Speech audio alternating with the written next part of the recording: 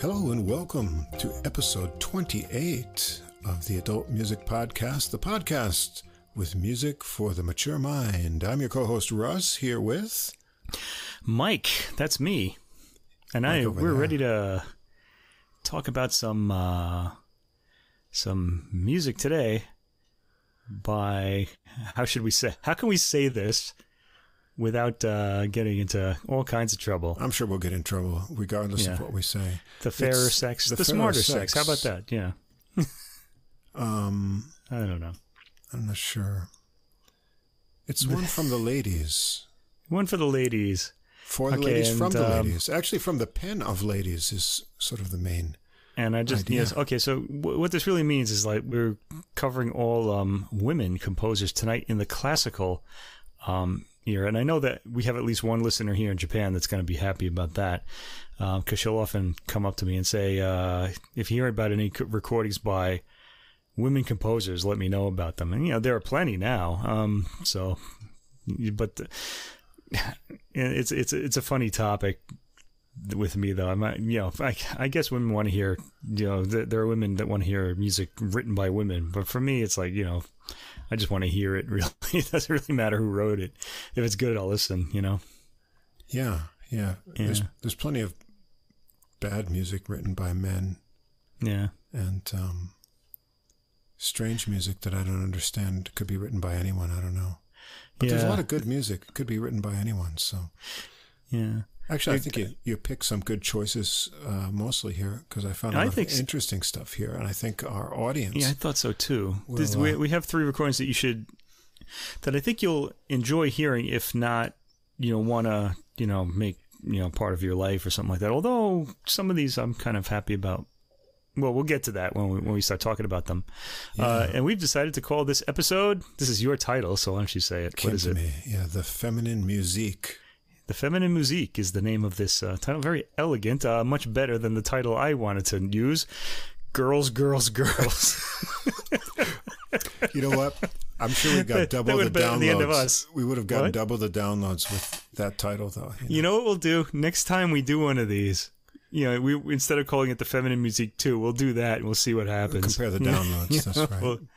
Because we'll see. And it's also kind of ties in with our logo, which has the kind of like adult movie sort of vibe to it. The pink on black. We're going to get downloads for all the wrong reasons, and that's okay as long as they come. As long as they come. We're just trying to attract attention to ourselves, people. We're not getting enough, listeners. Actually, how are we doing? Because when we see the numbers that we get on Podbean, is that all of them across the board that we get for each episode?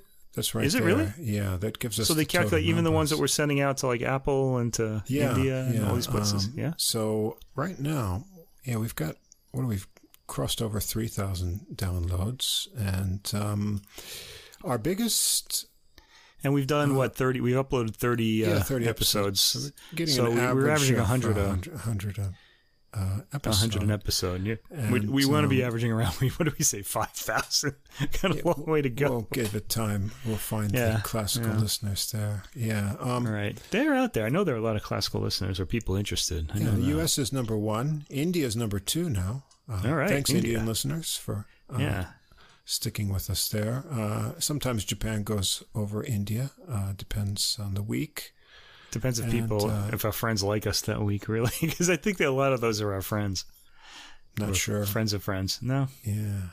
Are they all over, really? And we've got, various countries in Europe and around the world, lots of other places that I wouldn't expect. We've got some listeners from. And, on the various platforms, it's sort of spread out equally. So, it's hard to tell who the typical listener is, but... It'd be nice to get all these people in a room and see who they are, because they could all fit in one, as it turns out, at the moment anyway. It could be, yeah.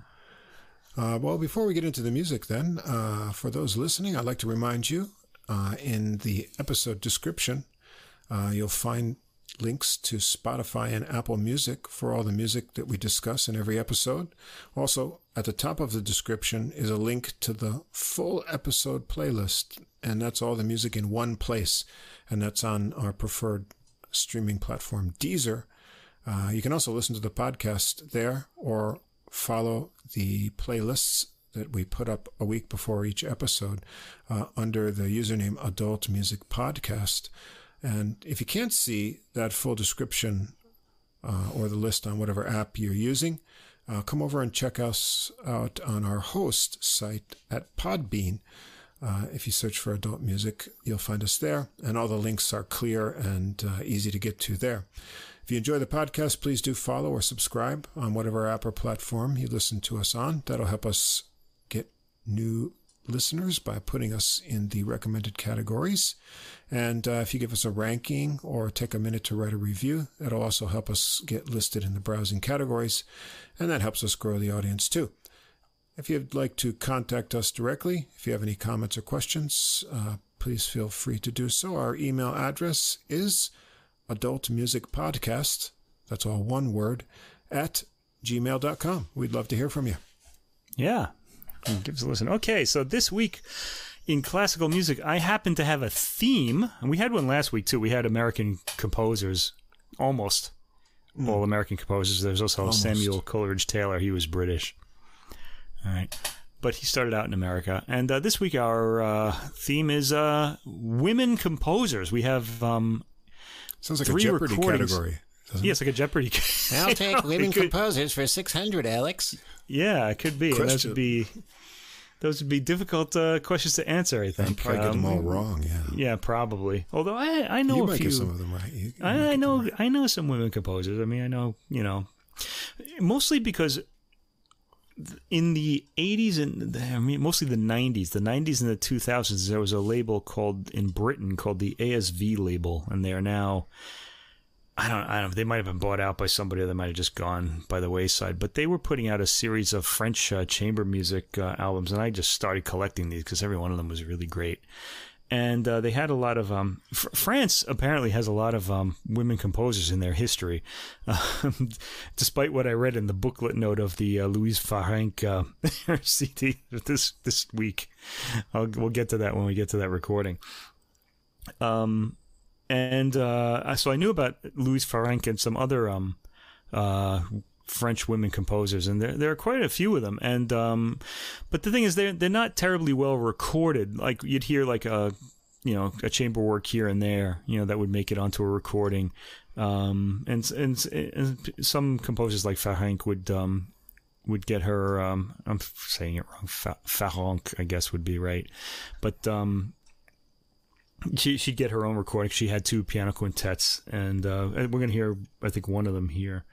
But, no, we're not. We're going to hear the violin sonata here. Never mind. I didn't say that.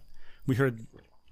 Never mind. I can't think now. That'll be on Girls, Girls, Girls. That'll be on Girls, Girls, Girls. Yeah. Although, I got to figure out how to put that on. I got to get 2 more recordings of women composers. It's not so hard to do these days. There are quite a few of them around now, especially. But they've been around for years and years. And I may as well mention this now. The Louise Farrenc recording... I shouldn't. I guess. Why don't we talk about that? I was going to start with the. You want to start with that instead? Okay. I was going to start with the female one, but I guess we'll start with that since I'm already talking about it. All right. So we're going to shuffle the order here. Louise Farrenc, Symphonies 1 and 3. She only wrote 3 symphonies, and this is a performance by the Insula Orchestra conducted by Laurence Equilbey. And Laurence is a woman's name because Laurence would be the man's. Okay, this is she's French. She's a woman born in Paris. Okay.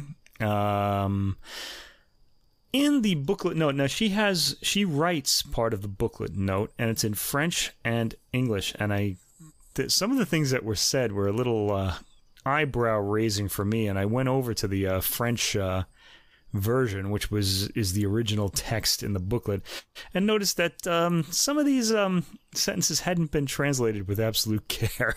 I mean, it wasn't terrible, but I mean, it was. But they sort of changed the meaning of what the person wanted to say a little bit, enough to kind of raise an eyebrow. For example, one thing says that in the 19th century, the English says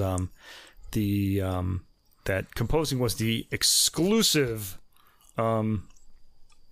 sort of prerogative of men, okay? And I mean, you're presenting a 19th century recording of a woman there. How could that possibly be true? Because you've got a woman composer from that era on this disc. So apparently that's not true. But the word they're translating is the word apanage. La composition était l'apanage des hommes. And apanage kind of means like that you have a monopoly on something, or that you have a prerogative towards it, like you're kind of like, you know, it doesn't necessarily mean that you're exclusive. You know what I mean? There's still a little space for somebody. But it basically means that the men decide who's going to be a composer. So women could have been, but they would have had to go through the men first. And so the original French is, in fact, correct. That was the case back then. Another thing, but Equilbey in her note, and also the other note in this booklet by Christian Hoffmann, translated by Saul Lippetz, and I don't know how accurately, goes to great lengths to make this composer seem really great and just neglected. It says that she was French, and she studied with German teachers. Her teachers were two of Beethoven's teachers, Joseph Hummel and Anton Reicha. And so she studied with them, and her works were praised, and she married French styles with German styles, and there are all these little elements from different eras of music in her symphonies. And I want to tell you, I listened to this album, and her music sounds like Beethoven, basically. I thought it's really good, but I wasn't really buying what I was reading in the booklet too much. I think there's a lot of special pleading here. Now that doesn't mean that it's not a good performance, and it's actually a pretty spectacular recording. This is well worth hearing, but I don't think it's terribly original. It is, however, very, very good. Now, she wrote these symphonies in 1842. Symphony number 1 was released in 1842. And Symphony number 3 in 1847. So Beethoven had been dead, 20 years by the time Symphony 3 came out. He died in 1827, and 15 years by 1842. So she was kind of in this era. You got to remember, in the 1830s in Paris, where she was born, the Romantic movement had really started with Chopin, Liszt, Mendelssohn, who were all there in the 1830s, and Berlioz as far as orchestral music goes. So she kind of comes across as a bit conservative in that time. Right? Now, the fact that she was a woman probably did hold her back from getting her works performed. There certainly weren't many other women having their works performed, if they were writing them at all. I mean, there was Fanny Mendelssohn. Her work was kind of suppressed by her dad. They kind of pushed Felix into the field, and Fanny kind of had to, play the piano and stay home. And Clara Schumann is another one. We're going to get to them too. Okay, but anyway, let me talk about Louis Farrenc's symphonies. Okay, this performance on the Erato label is done on 19th century period instruments. Now, this might surprise you because it really sounds like a pretty contemporary sounding recording, but they're just these kind of like the way some of the percussion sort of booms out of the speaker kind of will give you a little idea that it's kind of from an earlier period. And boom, these instruments do. This is a pretty spectacular recording. It's very present, and it's very very closely recorded. There's a lot of detail, and I really enjoyed that about this recording. Okay. All right.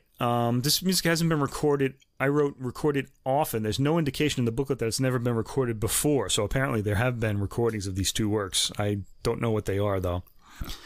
All right. Anyway, this recording of Symphonies 1 and 3 by Louise Farrenc is the first in a planned cycle of Farrenc's symphonic music. There's one more symphony, number 2, and apparently she has some other works too. I would like to hear her shorter, works if she did any, one movement orchestral works. I'd be interested to hear how she handled those, because these to me sound a bit conservative for their time.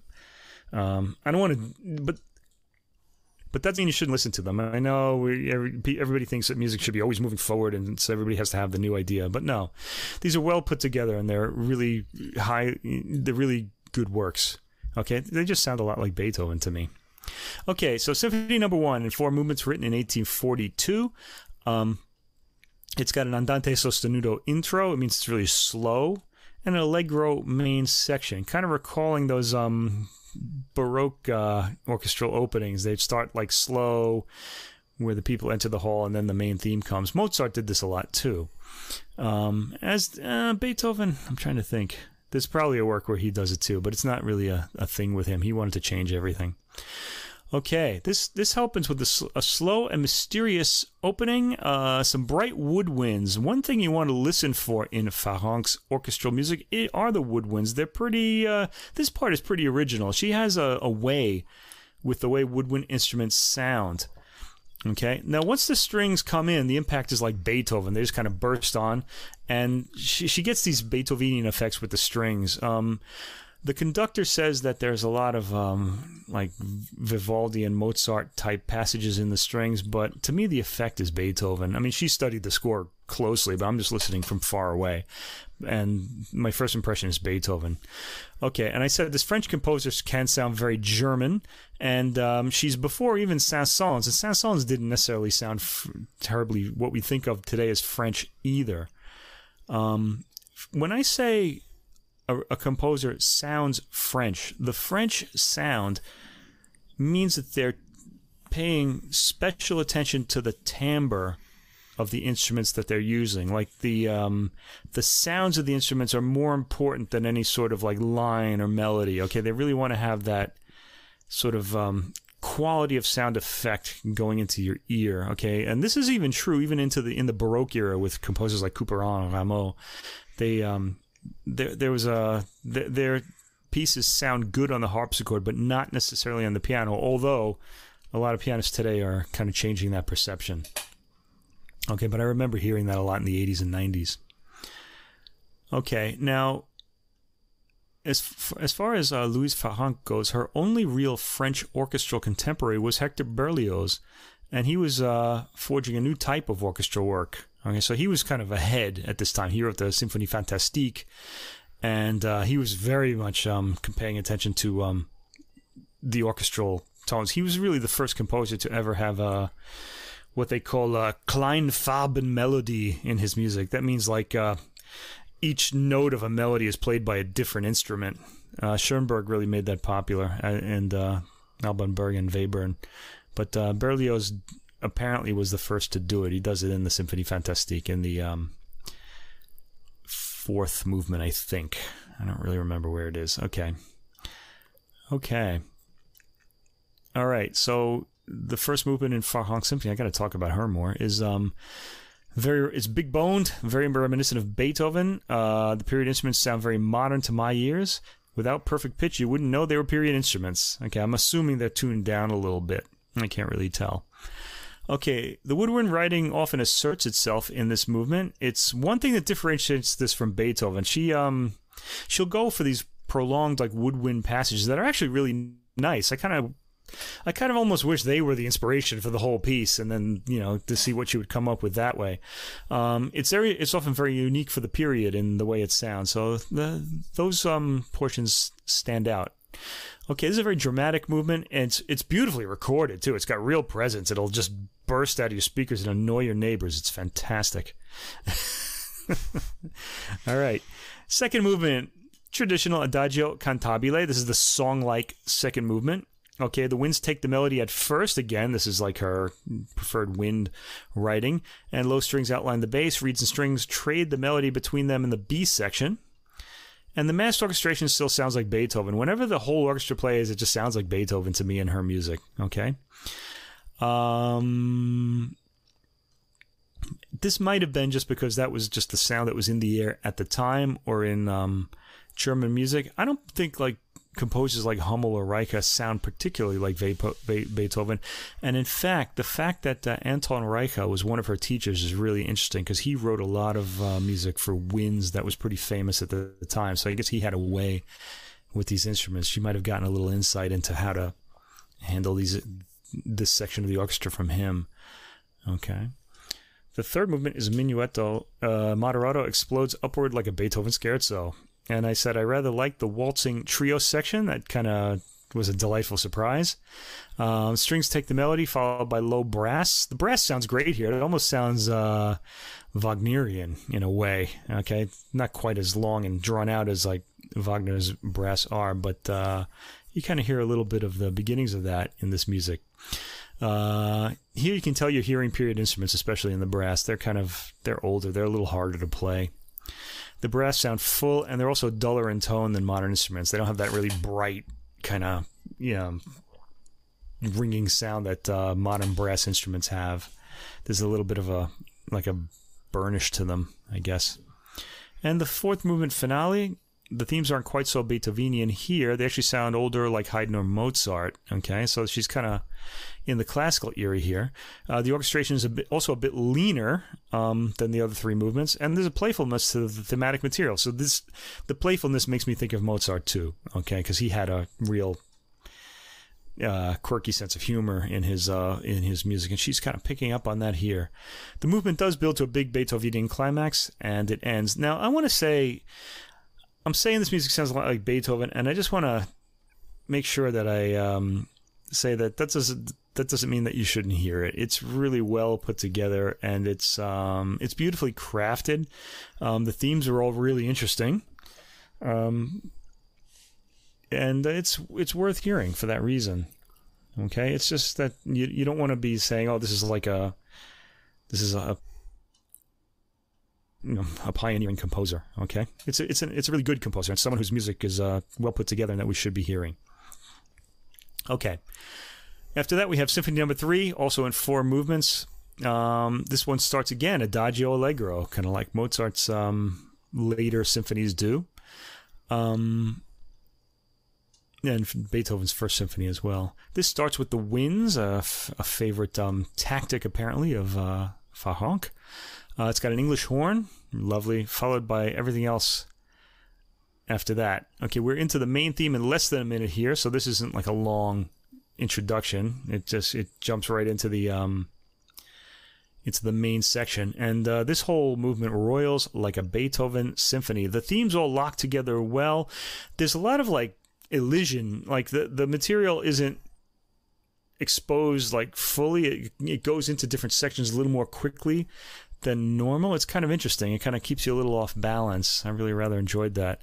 I thought this was really good composing in this work. There were a lot of wind passages in the movement, and more than you'd hear certainly in a Beethoven symphony. So although this work has the Beethoven profile too, the abundance of wind passages kind of let you know that it's not him. Okay, the second movement, Adagio Cantabile. This starts with a slow clarinet melody. We're getting a lot of winds in this symphony. Opens the movement. Strings take over. The sound is like Beethoven's World again. In this particular movement, I felt like Farrenc seems to be going back and forth between the French timbrel approach and Beethoven's kind of formal, meaning adherence to form or like approach, or the whole sound of the symphony in Germany. In Beethoven's Germany anyway.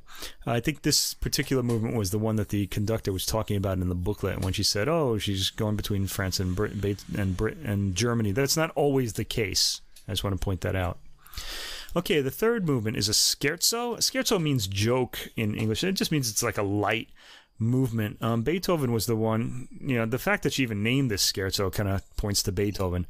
Before Beethoven, these movements were always named Menuet and Trio, and they were very formal. They were just like an old holdover from the Baroque dance. People would dance to them, and they started after a while to expect this type of movement to be in a symphony. And Mozart and Haydn used them all the time, but Beethoven didn't like anything that was formal, so he changed the Minuet and Trio to a scherzo. So it's like a joke on the Minuet and Trio, because it does have a 3-part form, tripartite form, we would say. Okay, this is vivace, very Beethovenian. He's got those skittering strings that trade off figuration with the winds. The rhythm is quick triplets, as in Beethoven's Ninth Symphony. If you remember the Beethoven Ninth Symphony scherzo, dun, dun, dun, dun, dun, dun, dun, dun, dun, dun. This is it doesn't sound like that, but it's got that rhythm. Okay, so dun, dun, dun, dun, dun, dun, that kind of the triplets. There's some pretty interesting harmonizing in the winds in the trio section. The trio section is the middle section of the. There are 3 sections. There's the A section, then the B section, which is the trio, and then the A section repeats. Maybe it's a little different. Okay. You can. I always kind of describe this to students as like the Oreo cookie, because on 2 sides you have the black cookie part, and then the white creamy part is in the middle.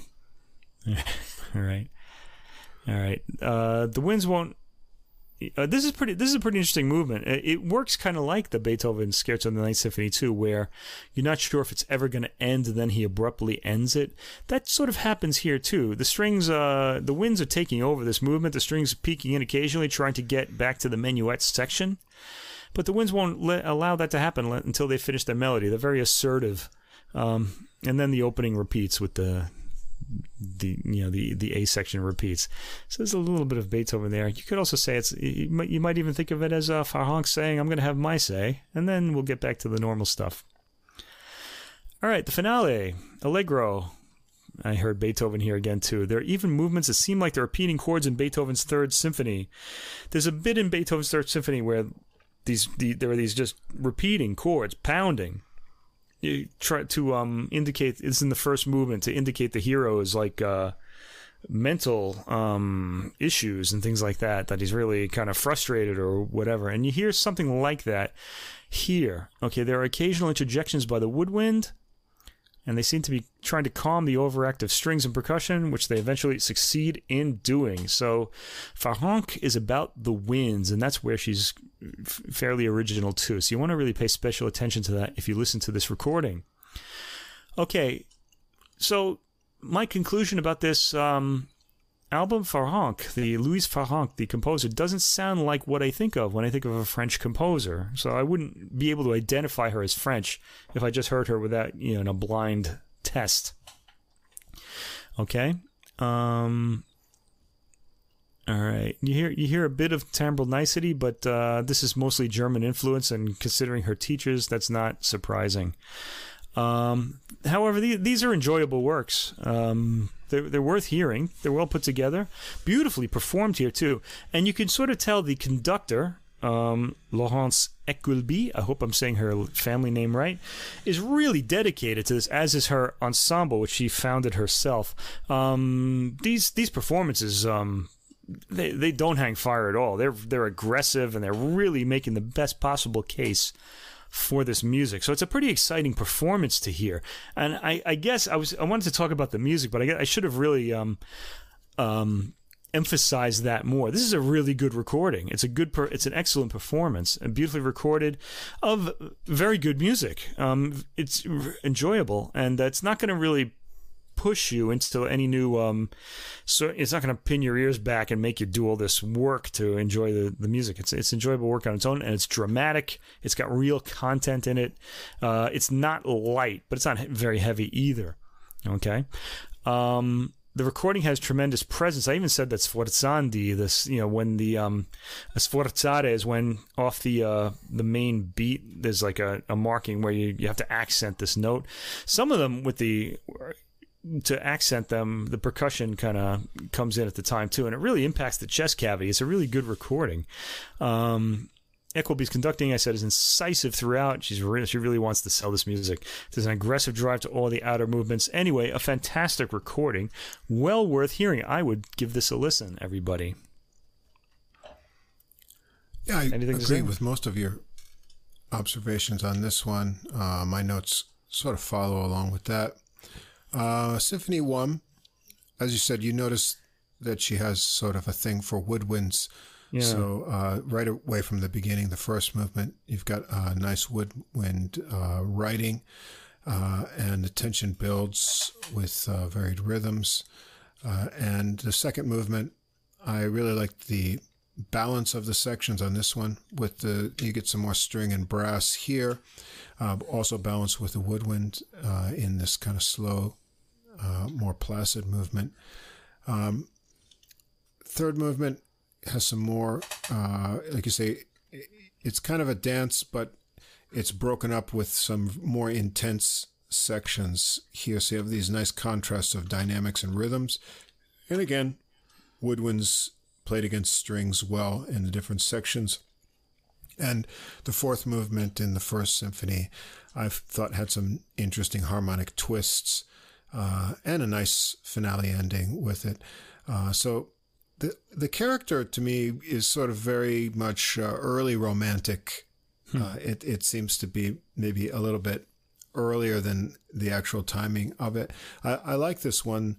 However, in the first symphony, I felt the first two movements were stronger than the third and the fourth movement. No, interesting. So I didn't feel like I was lifted up to the end, although I liked all of the movements.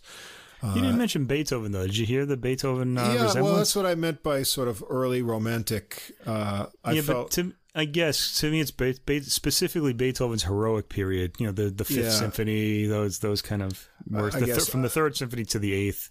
I could feel some, sort of classical structures inside of like broader things that are more romantic. Right. But I felt, that sort of tied to traditional forms and things very much in the music.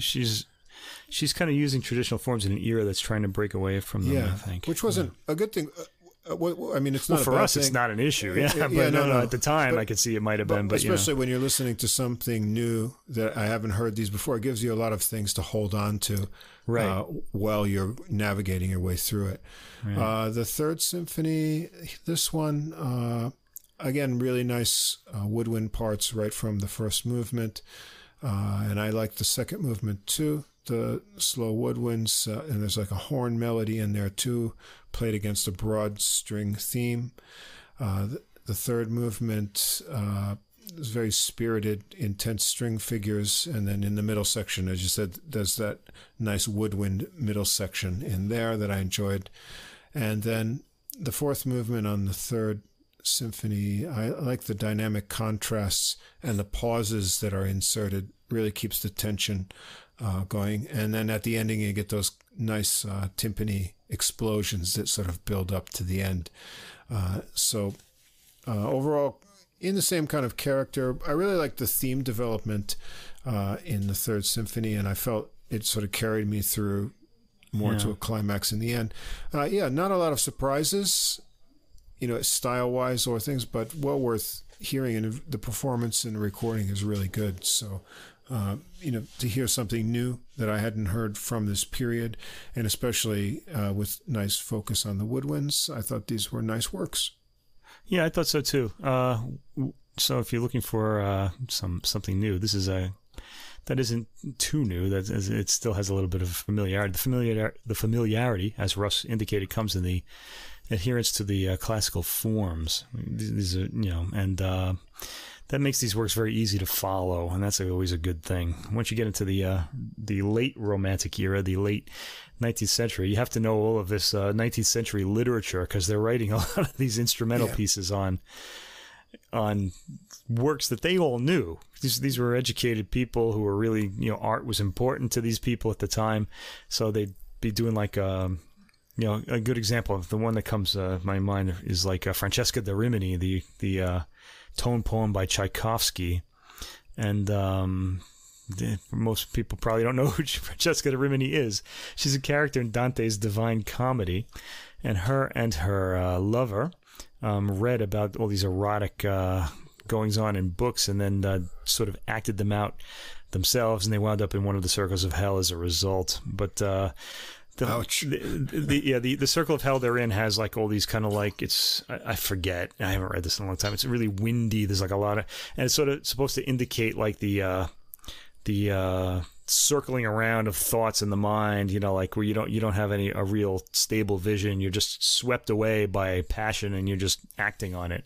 So she's in a circle of hell where that is. It doesn't sound too bad to me, really, but again, we are contemporary people, Anyway, Tchaikovsky sort of tries to paint that in that particular work. You might want to go listen to that now, and if you didn't know that, and enjoy it a little more. Okay, on to recording 2, which was supposed to be recording 1. I've messed up the order here. This is a collection of music by women composers, and it's called Female. And there are a lot of remarkable things about this recording. One of them is the soloist. Well, it's a violin and piano. Lucie Bartholomäi is the violinist, and Verena Louis is the pianist. I hope I'm saying these words right. They're both French. I don't know.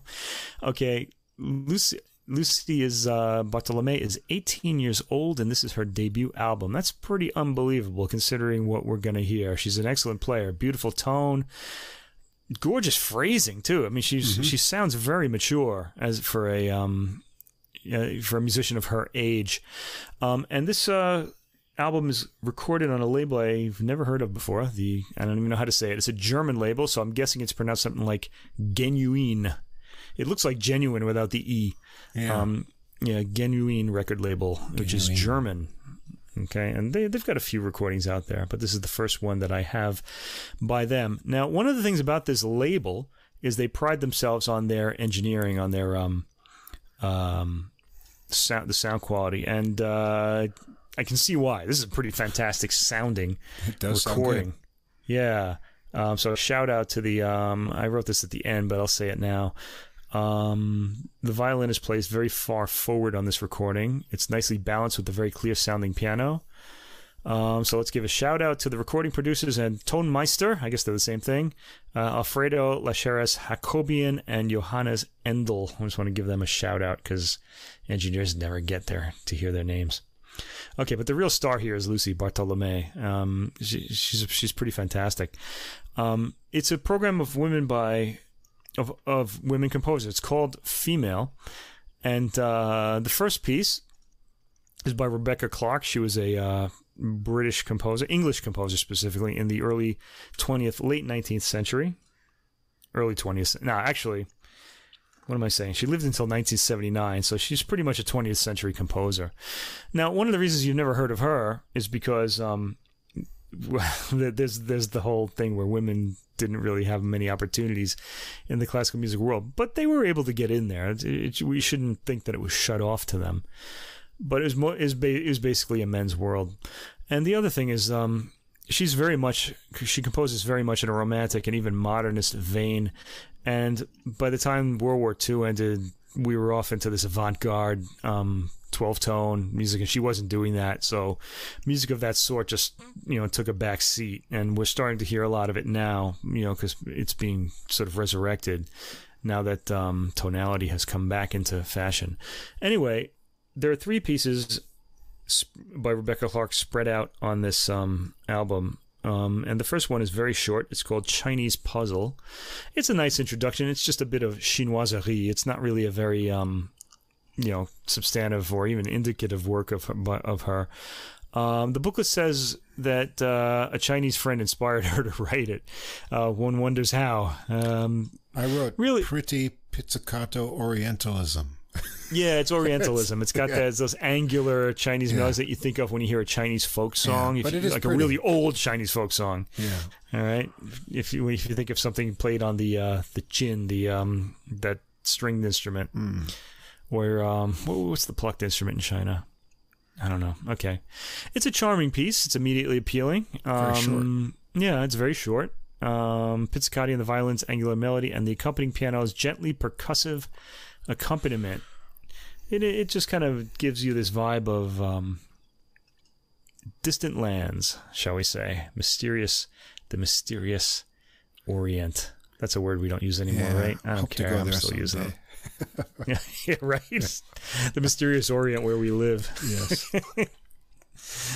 I guess it's mysterious in some ways. I don't know. I still kind of puzzle about things that I see here after being here 20 years. There's lots of puzzles for sure. Yeah. Okay, we're in Japan, just to make that clear. Okay.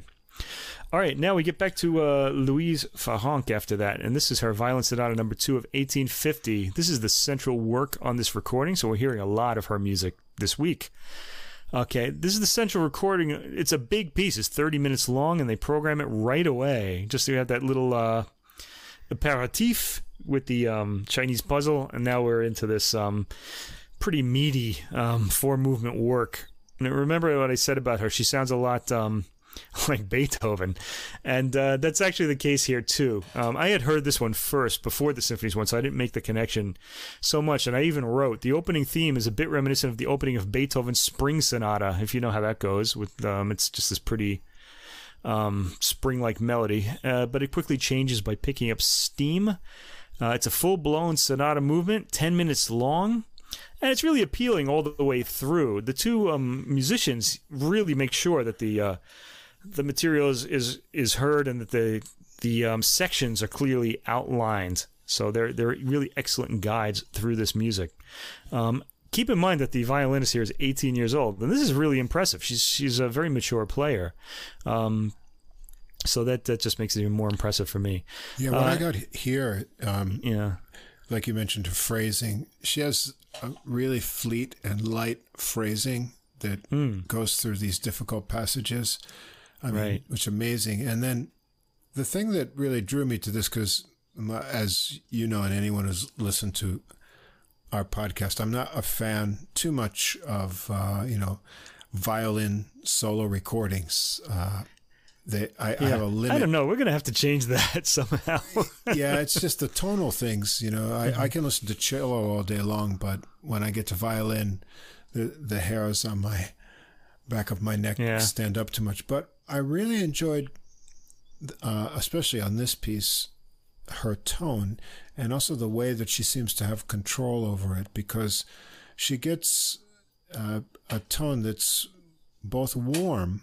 Most of the time, her tone is very warm, but when the sort of lines or part of a passage call for it, she can sort of get this additional kind of edge to her tone that brings brightness into it, but only on those certain places where it's called for. And I noticed that here, and I thought, some even mature players don't ever seem to achieve that. They have this, sort of sound that may be identifiable.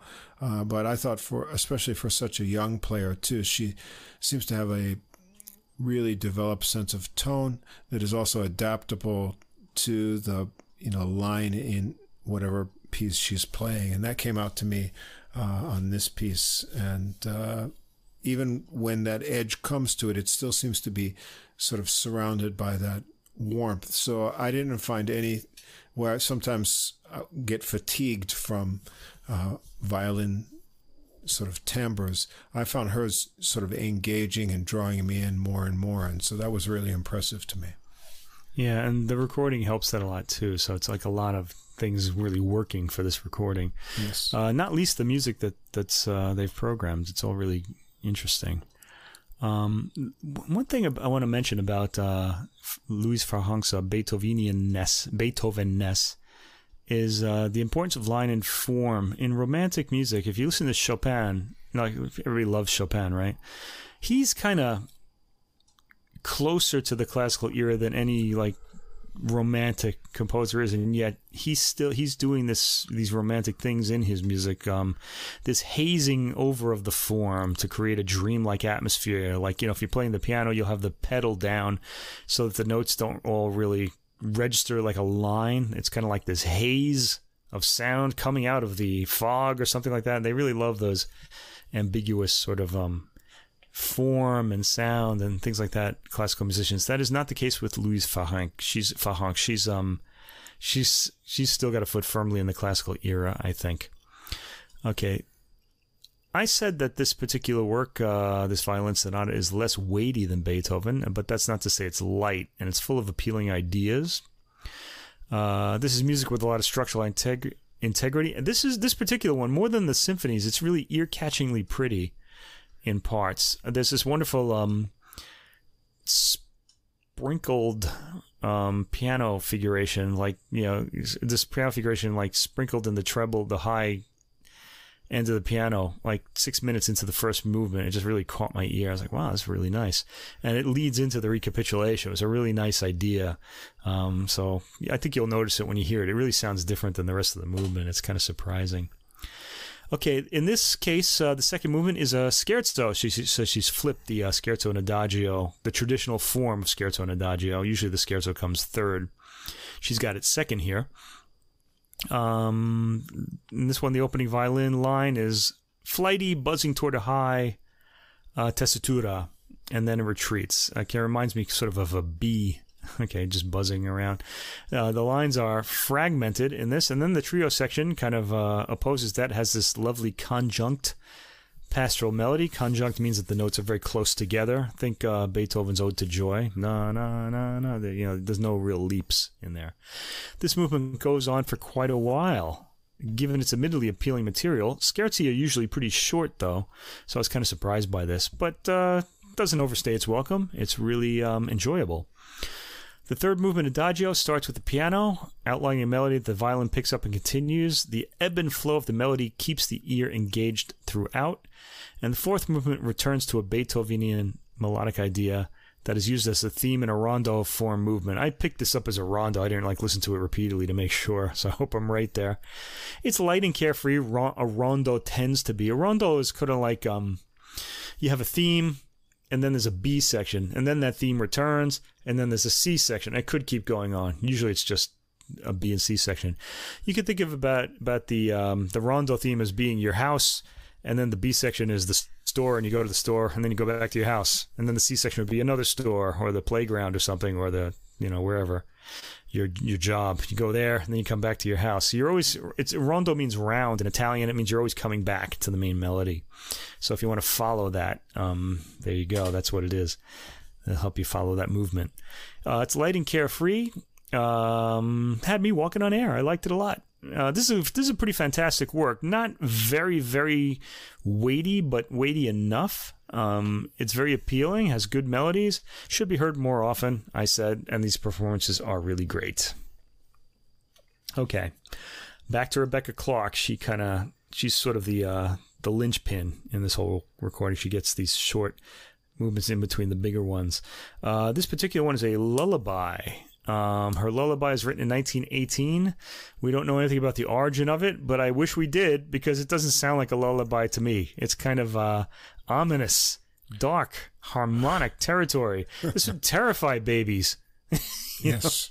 I'm kind of wondering why she called it this. It sounds very, if you know the theme, if you know the Schubert song, Earl König, not the sound of it, but the story, what happens. It's a man rushing his sick child home before the Earl King can take him into the this fantasy world of where the Earl King rules or something like that. It has that kind of like fairy tale sort of terror quality to it, but it's very slow, like a lullaby. So I think it's got like a lullaby melody, but the harmony just really makes it sound a little mysterious, not reassuring. That's what I'd say. It's not terrifying. It's just not reassuring.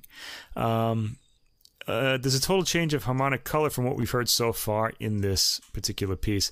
And it also ends inconclusively, not on the tonic. To me, a lullaby has to end on the tonic chord because it's reassuring. You feel like all is well with the world and you can sleep, soundly. This one does not end on the tonic. It ends on, I don't know what it is, but it's a chord of tension. I wondered about this because it's brooding and somber, but it also said, in the listing, two pieces for violin and piano, but this is only one piece. So I'm wondering what the other piece may have been, the resolution or something. Oh, maybe to that. So this is sort of half of that total composition. I wonder, because I have this as what I read about it is that it's in a collection called Shorter Pieces for Violin and Piano. So apparently all of her short pieces got put together. I mean, this was written in 1918, but these were all written in different years. Yeah, I think far apart from each other. At least the Presto notes said pieces 2 for violin and piano, but then there was just this one piece. So I don't know what the companion piece was for it, but maybe that would give some closure or contrast to it. But yeah, okay. Something to research. Certainly, these two artists on this recording didn't want to have that closure. Okay. Clara Schumann's music is next. We don't hear enough of Clara Schumann's music. She was Robert Schumann's wife. Her maiden name Clara Wieck, and she was one of the 19th century's great concert pianists. She also composed. she had a lot to do with Robert, who was going crazy and also crippled his hand, so he couldn't play music anymore. So he started just composing all the time. So apparently she didn't compose much, but she did do these 3 romances for violin and piano, Opus 22 from 1853. So this is towards the end of Robert's life. He might have even been dead by this point. I don't really remember what the year of his death was. She played these with the violin virtuoso Joseph Joachim back in the day. He was one of the great violinists of the era, and he also played with Brahms. Okay, later he premiered Brahms's violin concerto. The two, you can imagine the two of them together must have been something to hear. This would have been quite a concert to be at. And they both played these 3 movements from Clara Schumann, which is really nice. These works are fully romantic in style, brooding melody in the opening Andante molto, and evokes, to me, the first one, the Andante molto, evokes the whole era that it was written in the mood. I mean, this really summarizes romantic era music to me. It's just in 3 minutes. I mean, there's a lot of it, but it kind of, you have the broodingness, you have the what do you call it, fuzzing, the lack of focus in the sections where one kind of melts into the other like it's a dream as opposed to being, clearly delineated. So it's kind of interesting. If you're curious about that, give that a listen. These 2 musicians, Bartholomäi and Verena Louis, capture the mood perfectly here. They're very good at this romantic kind of style. The second, Allegretto, this is the second romance. The Allegretto starts off a little more quizzically, but there's still that harmonic murk that we get in romantic music that we all love. I mean, I think we still sort of live in the romantic era now, except that it's all in movies now instead of in music. I really get the sense from these works that Clara Schumann was a woman who belonged squarely in her time. She was really... Now, we like to think, it was a bad time for women. They weren't as free as they are now or became in the 20th century. But her musical vocabulary, just the way she writes, really makes it sound like she was psychologically... well within her period of time. She wasn't like a fish out of water there. I think she really belonged there. Just she seems to have been one of these prototypical romantic artists. I like the main melody of the second movement, the second romance. It's more of a violin figure than a vocal type melody. It's not really something you would sing. Okay, the third movement is labeled in German Leidenschaftlich schnell. It's the most technical for the pianist, who has a lot to do. So this is Clara showing off here over the great solo violinist Joseph Joachim. She has to create a bed of cascading notes under the violin melody. Variations of the melody are provided, and the piano has the showier part here. All right, so those are the Clara Schumann works. After that, we get the third and final Rebecca Clark piece, and the longest, that's 6 minutes. This one's called Midsummer Moon. From 1924, so this is the latest one that we have on this recording. It's more substantial than the other 2, and this one's challenging for the violin. It evokes a late night mood and has some harmonics, which I think are really pretty on the violin. So you just touch the string and bow it, and you get the harmonic of the note rather than the full toned note itself. It sounds ghostly. I like the effect. And double stopping too, which are very hard to do. This is when you're playing 2 notes at the same time on the violin. You have to get the tuning right. Not easy to do. The harmony sounds modal in this piece. It's one of the odder modes too. It's not like one of these pretty church modes that make you float away. It just sounds like there's some really odd pitches in it, which I rather enjoyed. I really liked that. It gives the work an off-kilter profile. If I had a keyboard, I would have figured out what the what the mode was. I don't really know. I think it's a mode. That's what it sounds like anyway. And there sound to be some misplaced notes in there that wouldn't be in our normal major or minor scale. In the end, it's a memorable piece, and it ends somberly. The very last piece on this disc is Amy Beach. Remember her from last week? We had her big multi-climaxing piano quintet. Although, I have to say, I did hear the Tokac Quartet's recording with Garrick Olson that's nominated for a Gramophone Award this year of that same piece, and they underplay all those climaxes. I thought they had their performance was a lot more mature and better thought out. Although I did like last week's as well. It really depends what you're looking for. Okay, it just sounded like there was a lot more experience going into the Tokac one. Okay, anyway. Amy Beach here, we're having her Romance for violin and piano of 1893. This is in her late Romantic idiom, I guess the American Romantic idiom. She was an American composer.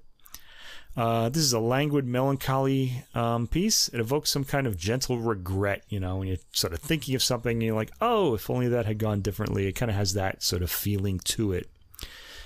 And it has some pretty solid, satisfying cadences, as we are used to in Amy Beach's music. She likes that solid cadence. Everything is well with the world in her world. A good ending to this very engaging program, a very sensitive performance. Bartholomäi has a nice, rich sound and beautiful sense of phrasing, as we mentioned already. Remarkable for her very young age. And again, kudos to the recording producers, Alfredo Lacharas Jacobian and Johannes Endel. Good work. This is a great recording. Everybody should give this a listen. It's really fantastic. Yeah, I like this one a lot. The synergy of the players is good. It's really lovely playing. And as I said, I really fell for her tone and phrasing. And the program, although it's picked, as called female, women composers. I want to say something about that, but go ahead. Yeah, when but you finish. that could, if you just pick some category and put some type of composers or whatever it could be, you could get kind of a hodgepodge of things. But these pieces work really well together, and the flow of the program just goes really nicely. And I thought it shows off the full sort of palette of what they can do together with tones and different moods and things. So there's enough variety, but enough continuity that all these things go together. So I'm going to listen to this again. Yeah, I would too. And I just I enjoyed it a lot more than I do most violin work or recordings. And it's amazing it's by such a young player. And for me, the most important thing with any especially when I'm listening to solo instruments is the tone. And for a young violinist or a violinist of any age, with the warmth that she gets, and then, as I mentioned, that occasional edge that's sort of, but it's still surrounded by that tone. It's really endearing to me and makes me want to listen to it more and more. And, that says a lot to me for listening to, violin works. But I found these were all interesting and a lot of variety. So this is a really good recording. And I think anyone will find, something new, surprising, something comfortable. It doesn't really stretch you out, but it does give you some, sort of new places to go in a familiar territory. So, yeah, highly recommended.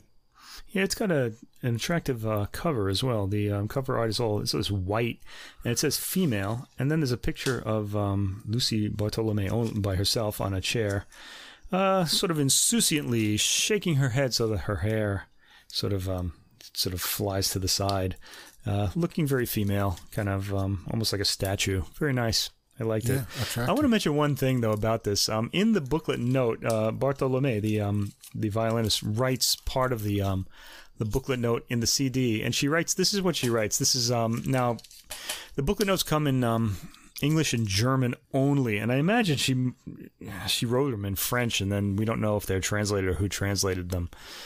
Or maybe she wrote them in English. I don't know. But she writes, I did not record the works on this CD because they were written by women, but because they receive too little attention and deserve a much wider audience than they haven't had until now, which I agree with, by the way. My interest is not in the gender of the composers, but about the uniqueness, the musical merits, and beauty of the highly different works. That's what she says. And the album is called Female, so go figure. That's all I want to say. I think, she was, if they called the album female, she had to be seeking out female composers. But of course, I do agree. These deserve a much wider audience. I just wanted to say that because I thought she's 18. I don't know. She's maybe just needs to be a little more clearer in her thinking about these things. Anyway, the playing itself is fantastic. All sounds good, yes. All sounds good, no problem. This is a great album. This is my recommended album of the week, okay, in classical. All right, our third classical recording of the week is by a contemporary woman composer. This is Joan Tower. She's American. And these are 4 works for soloists. Okay, there are 2 concerti, and then there are 2 solo works. The 4 works on this recording, this is on the Naxos label, I should mention. And the 4 works are Strike Zones, Small, Still/Rapids, and Ivory and Ebony. Okay, and she's got some pretty high class soloists here. The percussion soloist is Evelyn Glennie, the Scottish percussion soloist, who's very interesting. Glennie is she's deaf. This is really interesting. Profoundly deaf, it says here, and plays by the way the instruments affect different parts of her body. So she's a percussionist, and she's really sort of going by the way the instruments affect parts of her body. She regularly plays barefoot to feel the music better, and she claims that deafness is largely misunderstood by the public, and explains her condition in an essay called Hearing Essay. If you want to know more about that, it's called Hearing Essay by Evelyn Glennie, and she'll explain what how her approach to you in that. So she's a top ranked world in the world percussionist. She's one of the top percussionists in the world, soloists. Excuse me. And the other soloist is a piano player, Blair McMillen. He's an American piano player. Also, we have the Albany Symphony Orchestra, conducted by David Allen Miller. Okay, so Joan Tower, who is she? She's American, born in 1938 in New Rochelle, New York. So she just turned 80. Yeah, she's from New Rochelle. She just turned 83, so she's a grande dame, they would say in France, but I don't know what we'd say in America. She spent a lot of her childhood in Bolivia, which she credits for the strong rhythmic profile of her work. All right, anyway. Okay, I wrote here 2 of the 4 works are written for virtuosic soloists, where really all of them are. But let's go here. The way the program unfolds is that you hear an orchestral, the soloist with an orchestra, and then a solo work, and then you hear the next soloist with an orchestra, and then another solo work. Glennie comes first. Strike Zones is the name of the first piece. It's for percussion and orchestra. It was recorded in 2014, 13 years after the premiere, and Glennie was the soloist at the premiere as well, so she's lived with this work for about 13 years. Since recording this. Still, this was recorded in 2014, just came out this year. They've been sitting on this for quite a while. Okay. When I first saw this piece, Strike Zones, I was thinking, oh, it's a piece about baseball. She's American, right? But no, it's not. Okay, it has nothing to do with that. The title comes from the fact that most percussion instruments are struck, so that's the strike part. And the zone part of the title refers to the spatial arrangement of the percussion instruments. So they're arranged in different zones of the stage according to their fragility and power. So the vibraphone would be on the left, and the drums would be on the right, and that sort of thing. I didn't think that really registered that way in the headphones. I don't know how the percussion instruments were set up. They weren't in a line, I don't think, because it didn't sound like that through the headphones. But I guess if you were watching the work live, you'd kind of get a better idea of how the work is organized just by looking at the arrangement of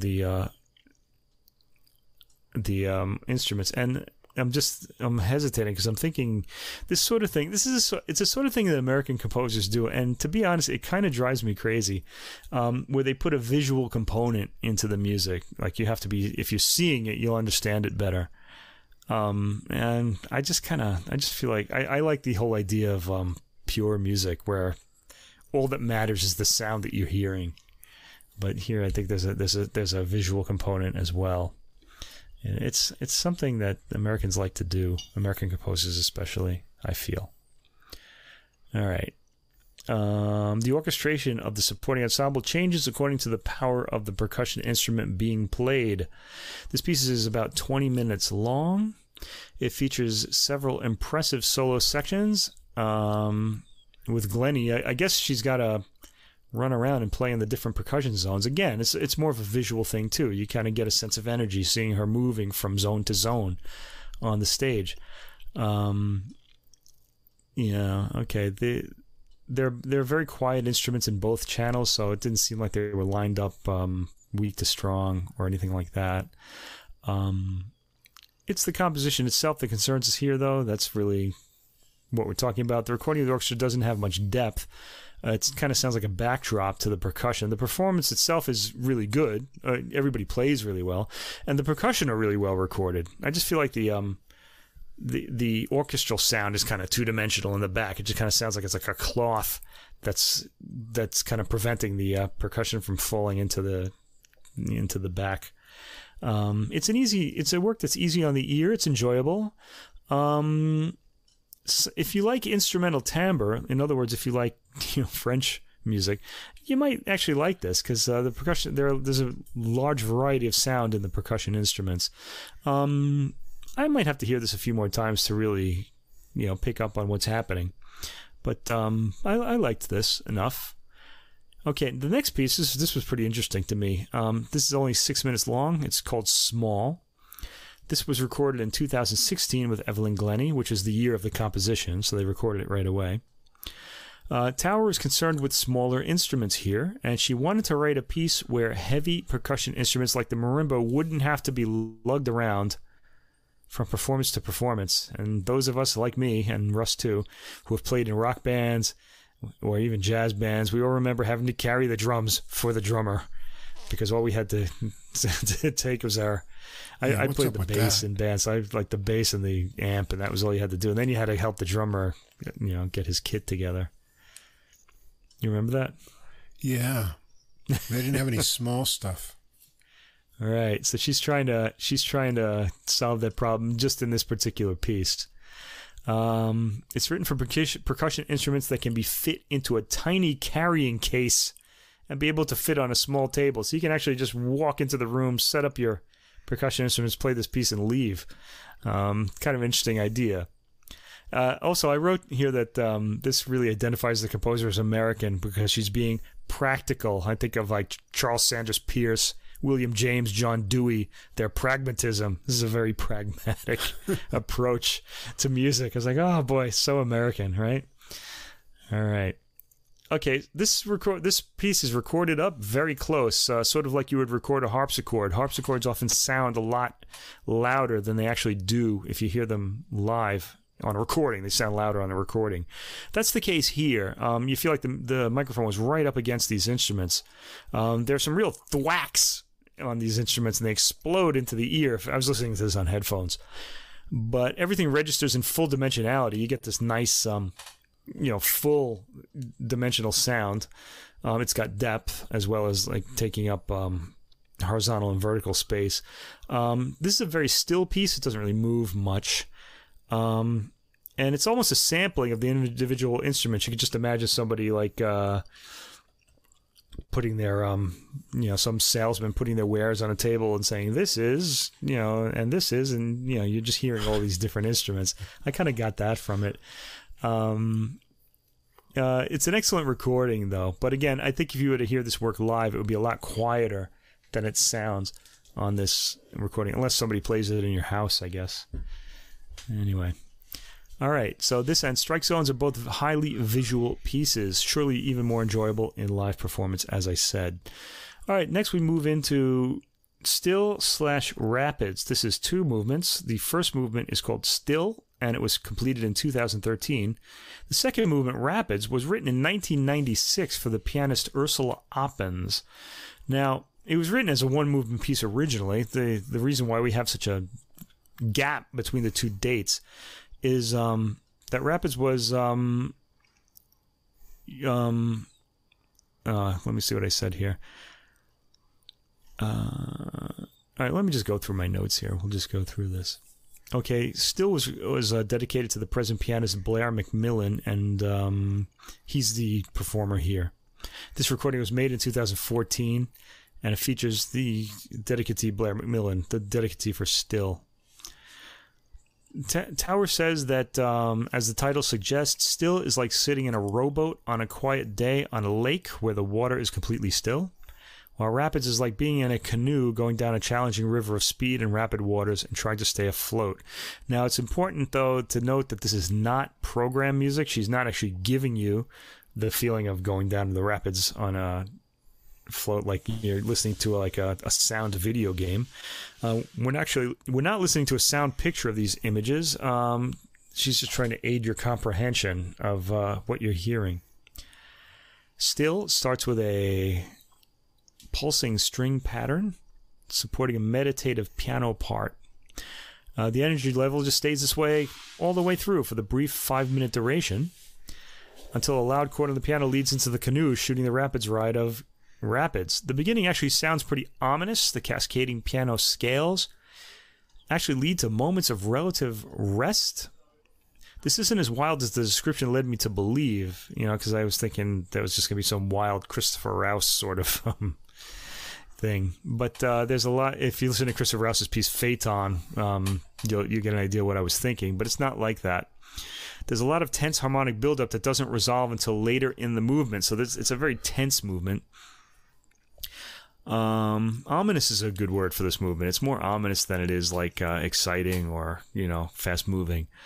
Some of the wind and string figuration reminded me of Bruckner. Okay, I guess the triplets and things like that. It's a pretty impressive performance by the pianist. And finally, we have the piece Ivory and Ebony. It's for piano. Guess what this is about?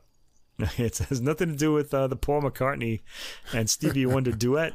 It's very different than that. This is a solo piano work, and it concludes the album. It was commissioned as a test piece by the San Antonio International Piano Competition in 2009. This performance that we're hearing here was recorded by Blair McMillen in 2017, so still 4 years ago. The title refers to the piano's black and white keys, which the composer says offer consonant pitch collections when separate, but more dissonance when together.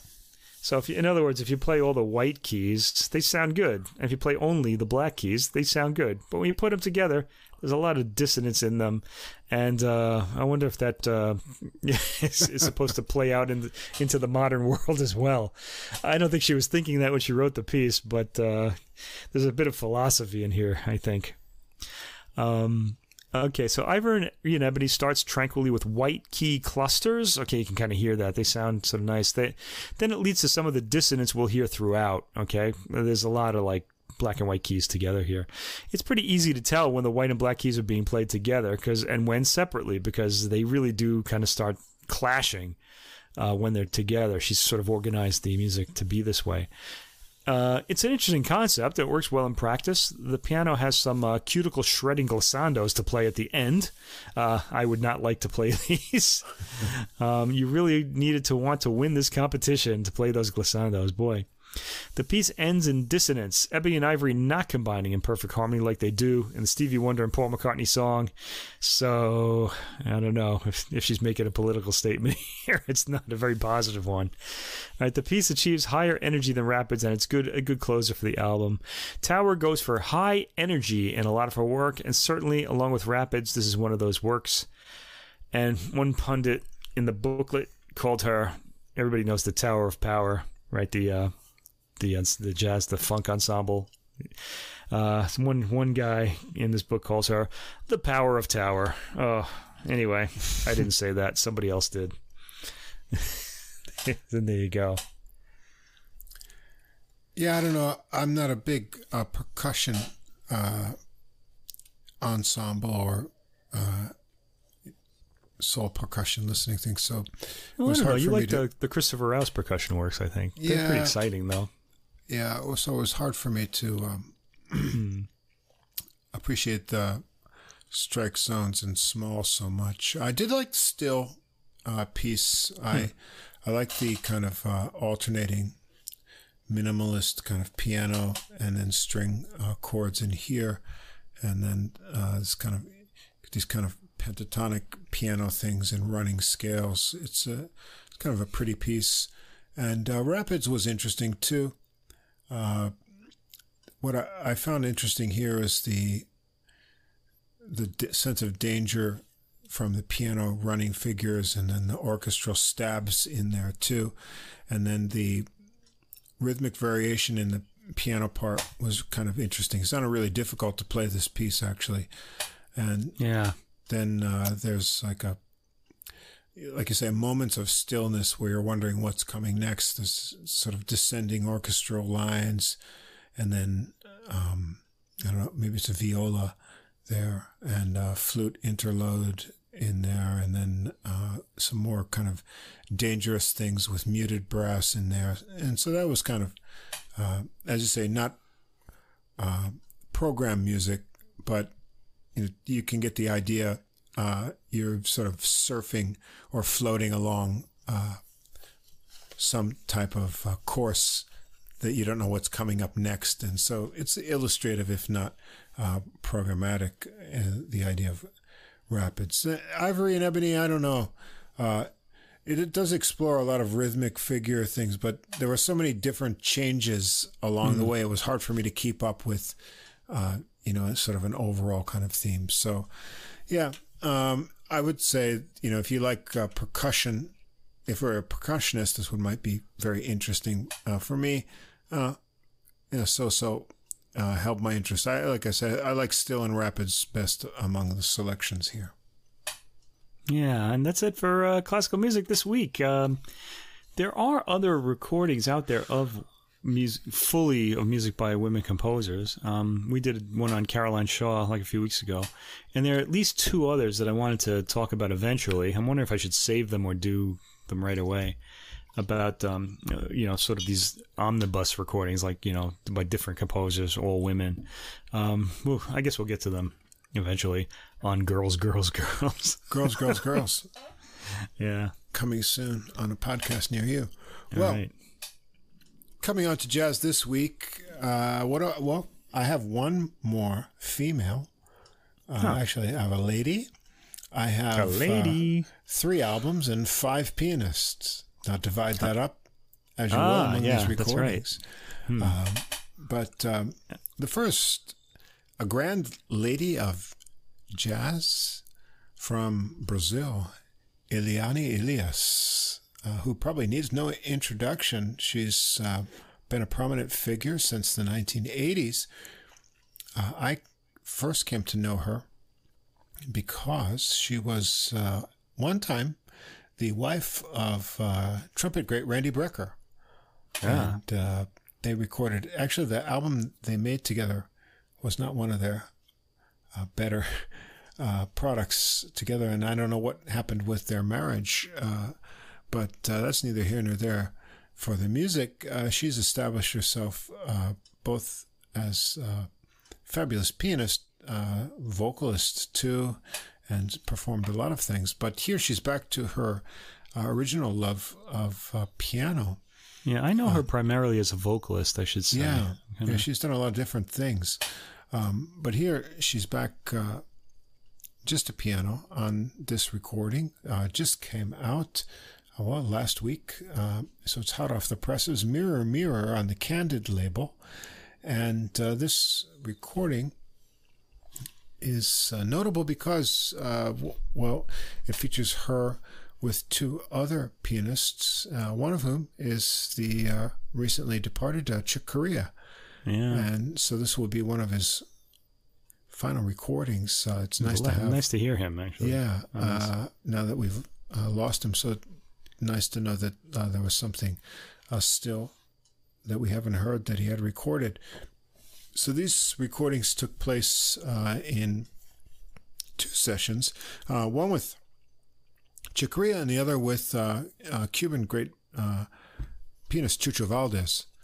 And so she's performing with these other 2 pianists, and that's all we have here on this recording is just piano. So the recordings took place in New York City, at New York City's Yamaha's Artist Services in Manhattan with Korea, and then Brooklyn's Bunker Studios with Valdez. And so we've got 4 tracks with Chick Corea and Chucho on 3. And so it's produced by Elias herself with her co-producers Mark Johnson, Steve Rodby, and mixed and mastered by Rich Breen. And it's a very nice sounding recording overall. And on the tracks here, they sort of alternate between the guests. On the Elias and Chick Corea tracks, they're both playing Yamaha CFX pianos. And on the whole recording, you'll hear Eliane Elias on the left channel, and the other guest, in this case Chick Corea, on the right, or Chucho Valdez. And on the Valdez recordings, they're both playing Steinway & Sons Model D pianos, and still she's on the left and Chucho Valdez is on the right. Yeah, and in case you get lost, Chick Corea is on all the odd-numbered tracks, and Chucho Valdez is on the even-numbered ones. And so the recording starts out, first track, Chick Corea original tune that he's recorded. Probably, I have a few different versions of this one. I think Armando's Rumba. Yeah.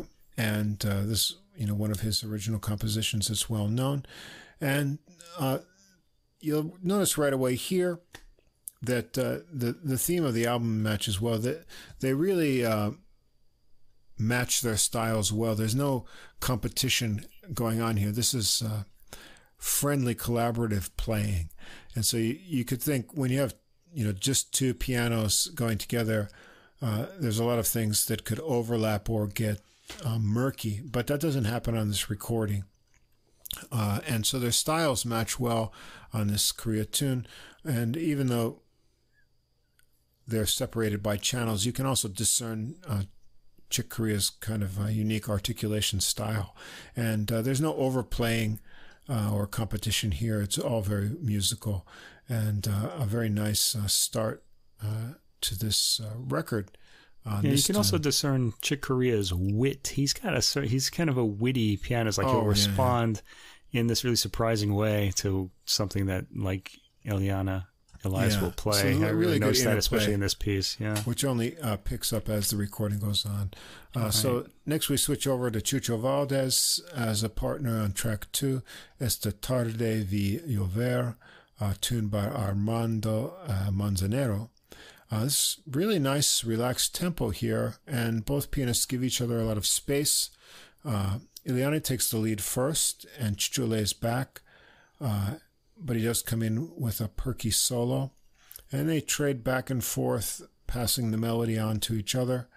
And then Eliane has some really kind of lovely chiming ideas, and then Chucho has some really joyful rolling in his solo. And I have to say that my impression, listening to a lot of other Chucho Valdez recordings to this point, is he's always exuberant and sometimes, just bursting out. So I was wondering, will that work? Could you play piano with Chucho Valdez? But he's very laid back, and how can I say? Well, this really surprised me. Yeah, actually, he gives Eliane a lot of space to work things before he comes in, and so that was very interesting to me because he sort of responds. He doesn't really take the lead much. Yeah, because which is unusual for him. When I've listened to his solo recordings or his own things, he's always very aggressive. But here he really, sort of takes at least a responding role or whatnot, and so it works out really well. Number 3, the old Kenny Durham tune Blue Bossa, and this is back with Chick Corea. Chick starts out the melody, and Eliane is kind of handling the bass and some nice added backing here. And she takes over the melody in spots. And if you listen on this one, listen to Chick's accompaniment lines. They're really creative.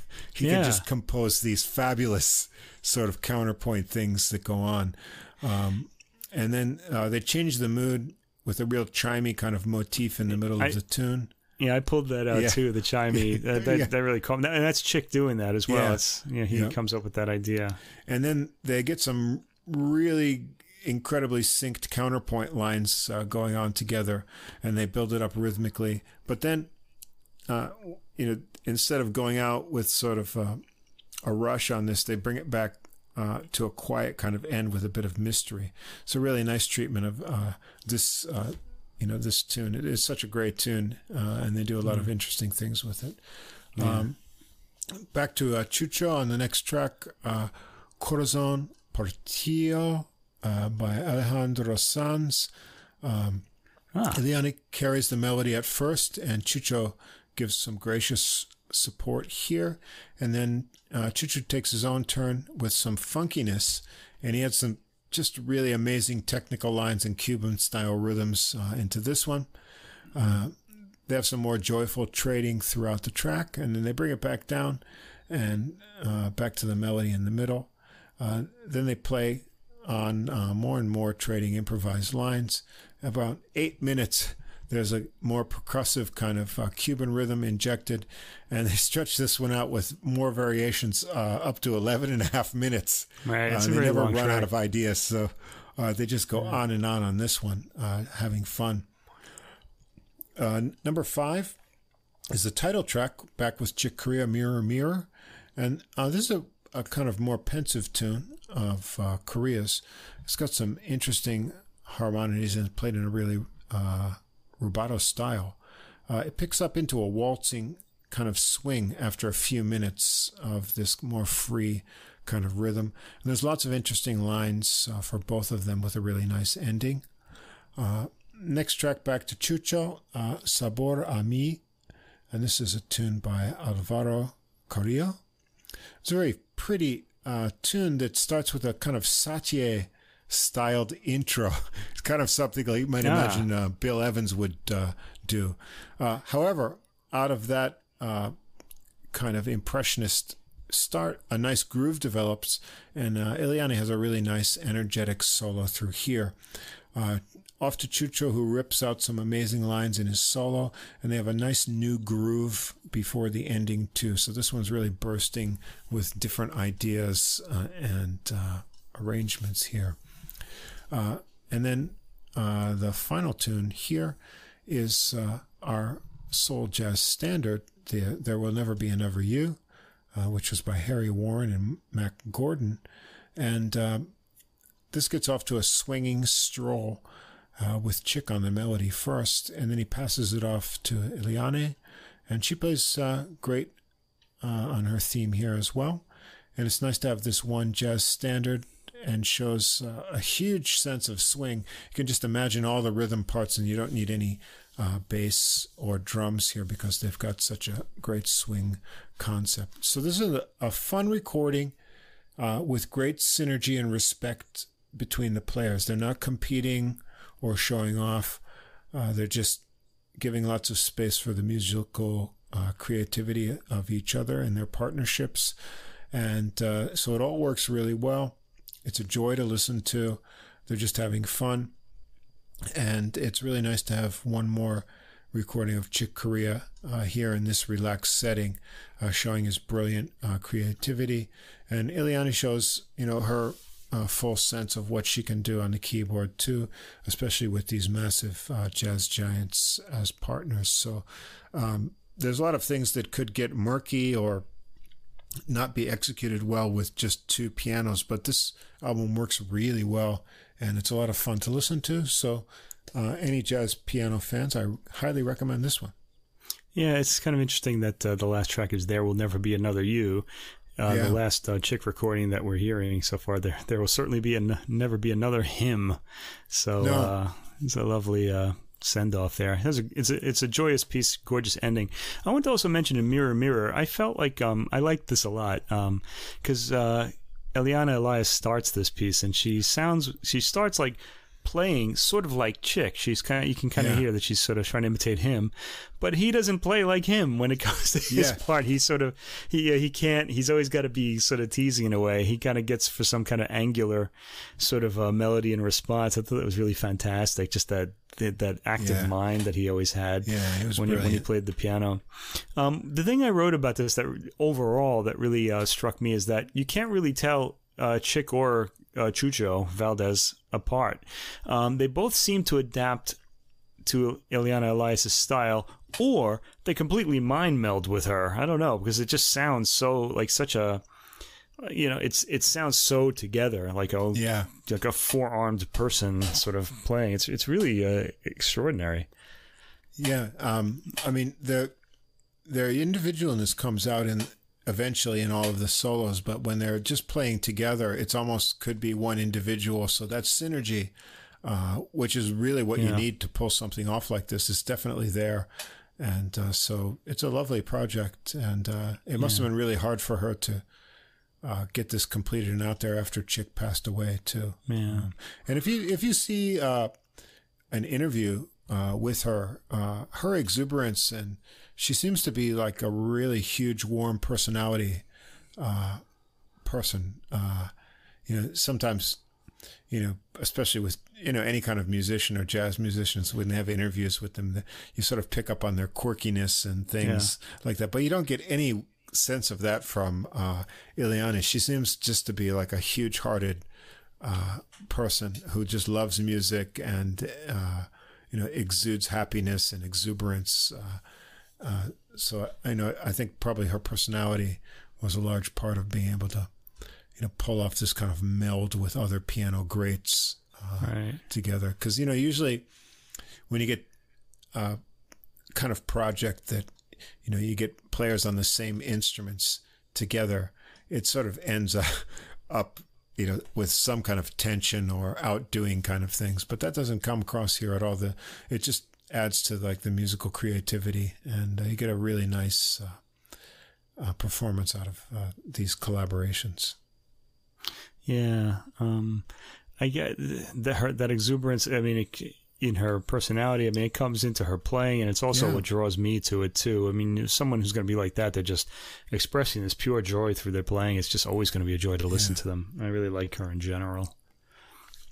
So as I mentioned before, we took a month off in the summer, and a lot of the things that I was waiting to come out all came out at once. So I've been sort of looking at how am I going to put these all together. And so, I wanted to get that Eliane recording in there to match the feminine musique. And the rest of the tie-in here is the two other recordings are keyboard recordings as well, with two really interesting but maybe not well-known enough keyboard players. So I'm happy to include these here, and I hope you'll give them a listen. The next one is by pianist Steve Milliam, and this recording is called What I Mean to Say. It's on the Origin label, and features Steve Milliam on piano, another Steve, Cardenas on guitar, John Sims on bass, and Ron Vincent on drums. And that guitarist is a name you're going to want to remember, I think. Yeah. He's really good on this recording. So Steve Milliam, he recorded 3 CDs back in the mid to late 90s on Palmetto Records. There was using his name as a key. Why not? Those Million to One, Thanks a Million. The other one didn't have those. Truth Is. And they featured some of other, in addition to Vincent and Cardenas, but also Randy Brecker, mentioned before. So had you known him from those? I had heard him once before, I think on the one that had Randy Brecker on it. And also Chris Potter, too, and that were involved in these projects. So he had, had been a name that was out there. And in terms of the relationship with the players on here, he is a Chicago-based player, Million, but he met Cardenas and Vincent when they all lived in Kansas City back in the 1970s, and they had made some recordings together as a group in the 80s under the name of Four Friends, but then Million and Vincent moved to New York in 1981, and that band stopped being a performing unit, and so they've been in various places, but then they gathered together again in New York as a group in 2019 to get back on this project here. And so we get a recording here that the overall kind of feel of it is very subtle and kind of a relaxed vibe for a jazz recording. But I think if you give it a couple listens and go deeper, you'll find a lot to enjoy here. So all the compositions are originals by Steve McMillen. And it starts out with one called Open the Book. And this has a gentle piano intro. The bass comes in adding a pulse, and then the guitar comes in and shares the melody with the piano with some interesting harmonies. And McMillen starts out with his solo, and you'll get a sense that he's a player who focuses on touch. He's not a show-off player with a lot of loud dynamics or things. It's all about the touch and different harmonies with him. And the rhythmic figures are varied a lot in his runs that leave a lot of space. It shows he's a really mature kind of soloist. And when you get Cardenas solo here, he's a really good match for McMillen's style. The mood of his guitar and the tone really fits this overall concept. So the guitar and piano are a really good match throughout here, and it's set up in this first track. The second track is called Old Earl, and it's kind of interesting tune. Get some nice rhythmic accents and interplay right from the melody between the guitar and piano. They work really well together. But then after that sort of melody intro, there's an unexpected change. Comes to like this solo Latin groove section. And then it comes into that before McMillen takes his solo. Then Vincent kind of keeps the time nicely through that, all with the changes in the different rhythm feels on the drums. And the Latin feel returns for Cardenas solo. And then again, you get some more Latin piano with Vincent getting some drumming spots behind that. And so it's a really interesting tune as far as sections and changing of time goes. I'm not sure what the genesis of that is, Old Earl, but kind of interesting tune. 3 is the title track, What I Meant to Say. This is a slow bossa nova type ballad. A really nice light touch by McMillen, and the guitar comes in to double the melody before taking over and continuing with a kind of relaxed and fluid solo. And McMillen's piano has a lot of rhythmic variations and gentle lines, and Sims gets a short but deep bass solo on this one too. Track 4 is called The Company. This one has alternating rhythm patterns on piano that are joined by the guitar that set up some tension in the intro. The melody goes through a lot of rhythmic changes and over some very interesting bass lines here. This is a really interesting composition.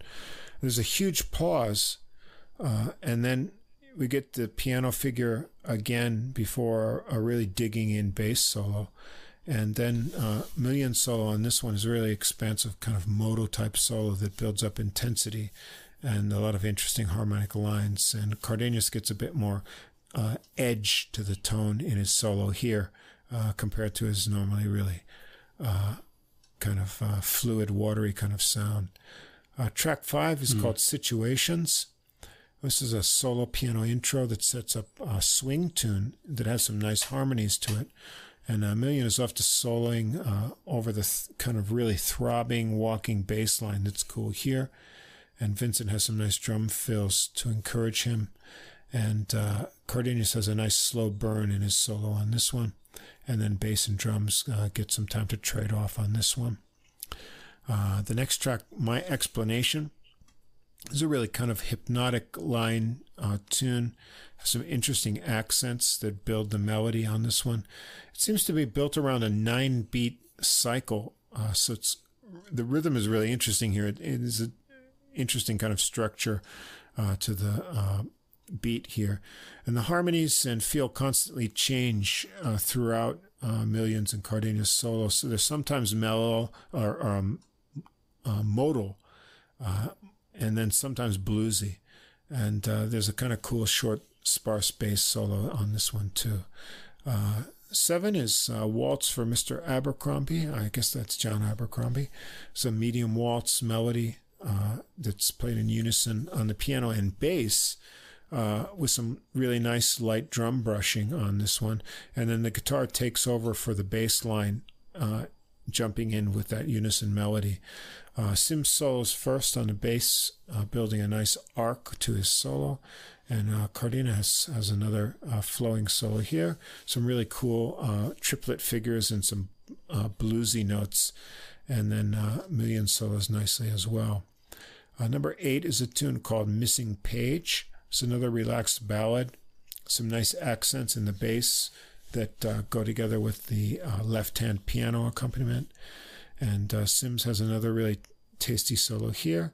And McMillen's solo has kind of a burst of ecstasy in it that breaks out of his normal relaxed kind of mood. Number 9 is Azusa Dreams. This is kind of a melancholy piano opening to this tune that's joined by guitar. And then there's another kind of interesting bass and left-hand piano answer line to the melody. McMillen has a dancing solo with a lot of trills and triplets that turn into 16th note runs and syncopated figures before he gets back to the opening idea. So he seems very inspired on this one. And it wraps up with a blues called The Blue Lizard.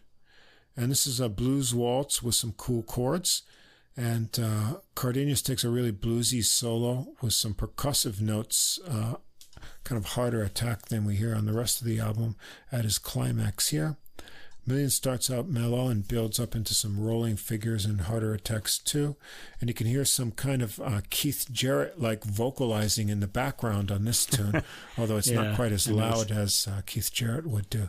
And then the guitar and piano trade off phrases with the drums before they go back to the head. So I really enjoyed this. It's a fine recording with an overall mellow mood, but McMillen's original compositions are interesting, and they have a lot of little surprises and unexpected diversions with the parts and sections, and the voices are arranged well in the tunes. So he's not a show-off player, but he has a refined touch. His solos are engaging, and they always go someplace musical. And then on guitar, Cardenas is a really good match to him in terms of mood and tone with his real fluid guitar. And then Sims on bass and Vincent on drums lock together to complete the ensemble. So I enjoyed the Vincent's range of subtle brushwork also here, and he also gets some really cracking fills on the intense moments. So yeah, a nice jazz group, a little bit subtle, but if you go deeper, you'll see good compositions and some interesting playing here. Yeah, you're using the word refined to describe this, and I use similar words. I said urbane and tasteful. Okay, there is a kind of civilized quality to the playing on this album, and I really enjoyed that, especially since civilization seems to be falling apart these days. I tend to go more and more for recordings like this, that kind of remind me that people can be, really civilized. I really enjoyed on this record the guitar playing, the piano playing too, because I love this kind of playing where the weight of the tone is really important. It kind of sounds like French classical music in a way, except although he's using jazz chords here, he's not using those French, classical sort of, But his touch, the touch is always important to him. You can tell. So he's going to play less with just the right attack rather than to overdo it. And so I sense that's his whole approach. Yeah. Yeah, and I love the guitar. I want to give a shout out to the guitar player on this because his solos are really good, but he matches the pianist's tone a lot, and it almost felt like sort of if you watch old films where like they'll put like two sort of images, they'll have this image, and then like they'll be like the ghost of the person will come out of the main person. It kind of felt like that when the guitar sort of took over from the piano, because they really did sound like they belong together. The tones are so beautifully matched. This is a really enjoyable album, very relaxing, good end of the day record. Actually, I liked it a lot. Yeah. So that's what I would have to say. Steve McMillen, if you haven't heard of him, definitely check it out. His subtle but deep and an album of all original compositions that are really worth checking out. And then, as a nice sort of contrast to that, another pianist you may have heard but not know you've heard of, because he has a very impressive resume in the music world, and that's Todd Cochran. And this is on Sunnyside Records with his new release, Then and Again, and Here and Now. And this is a trio featuring a couple of jazz journeymen, great players, bassist John Leftwich and drummer Michael Carvin. Fabulous players here to round out his trio. And Cochran has a really interesting musical background. He's born and raised in San Francisco, and he was something of a musical prodigy. He was giving classical recitals by the age of 10, and his earliest influences on piano were Glenn Gould and Vladimir Ashkenazy. So you may not have guessed that from this recording. Not in a million years. But so he was formally trained, and he studied in 3 music schools in classical and jazz studies at UCLA, University of San Jose, and then later Trinity College of Music in London. And he came up in the jazz world in the 1970s, playing with jazz greats Harold Land and Bobby Hutcherson. And later on, he got into sort of fusion and progressive rock collaborations, and he played under this kind of pseudonym called Bayete. And he played on some notable recordings, Peter Gabriel's second album. He did collaboration works with Santana and Steve Winwood, and he's also played with jazz greats Stanley Clarke, Freddie Hubbard, Arthur Blythe, and even on Aretha Franklin recordings. And so he's a guy who's, he has a classical background, into some traditional jazz, studied classical music here and there, and also involved in these different fusion and rock worlds. And then now he's here with jazz recording of jazz standard music. And so how's that going to work out? Well, it works out really well. I thought so too. And he, I guess you could say he reinvents or reimagines standards, but in a recognizable way, but brings something worthwhile to all of these because of his musical background and experience. And so this is a really interesting and I found satisfying album. So going through the tunes here, a great jazz standard, Softly as in a Morning Sunrise. I always liked this tune as done by John Hicks, one of my favorite underrated piano players. But this is a tune by Romberg and Hammerstein. And this starts out, this is a great arrangement because he swings the melody really well, but there's these alternating sections that he has a triplet bass line that's in there that goes against the melody feel in the solo. And so I've never heard that played like this before. And his solo swings nicely here. And there's a bass solo here that is a preview of some of the great bass work we'll hear on the album. Yeah, and he has some I was going to mention a lot about that. Really neat two-hand figures here. And the bass, Leftwich's bass, is this huge deep tone and melodically satisfying. And so the melody is straightforward if you know this tune, but the accompaniment is the sort of creative part of this one. Foggy Day. Before you go on, though, I want to say about that, Softly as in a Morning Sunrise. I love these titles of these old jazz songs. There's a poeticness to them. Willow Weep for Me, these sort of things. But the thing that's always bothered me about this one is like the morning sunrise. What other kind of sunrise is there? It's only a morning sunrise, I guess. Yeah, I don't know. Anyway, go think about that one. Anyway, think next about tune, that, please. Yeah, I guess just getting the titles fit it in It's right. the poetry. We're in there for the poetry. Two, Foggy Day, or I think it should be A Foggy Day. I think it's a Gershwin composition. This one gets a solo piano intro and a gentle treatment. The bass joins in with some light drumming here. Cochran shows a really delicate touch with interesting intervals. And then the tempo changes up to a fast swing.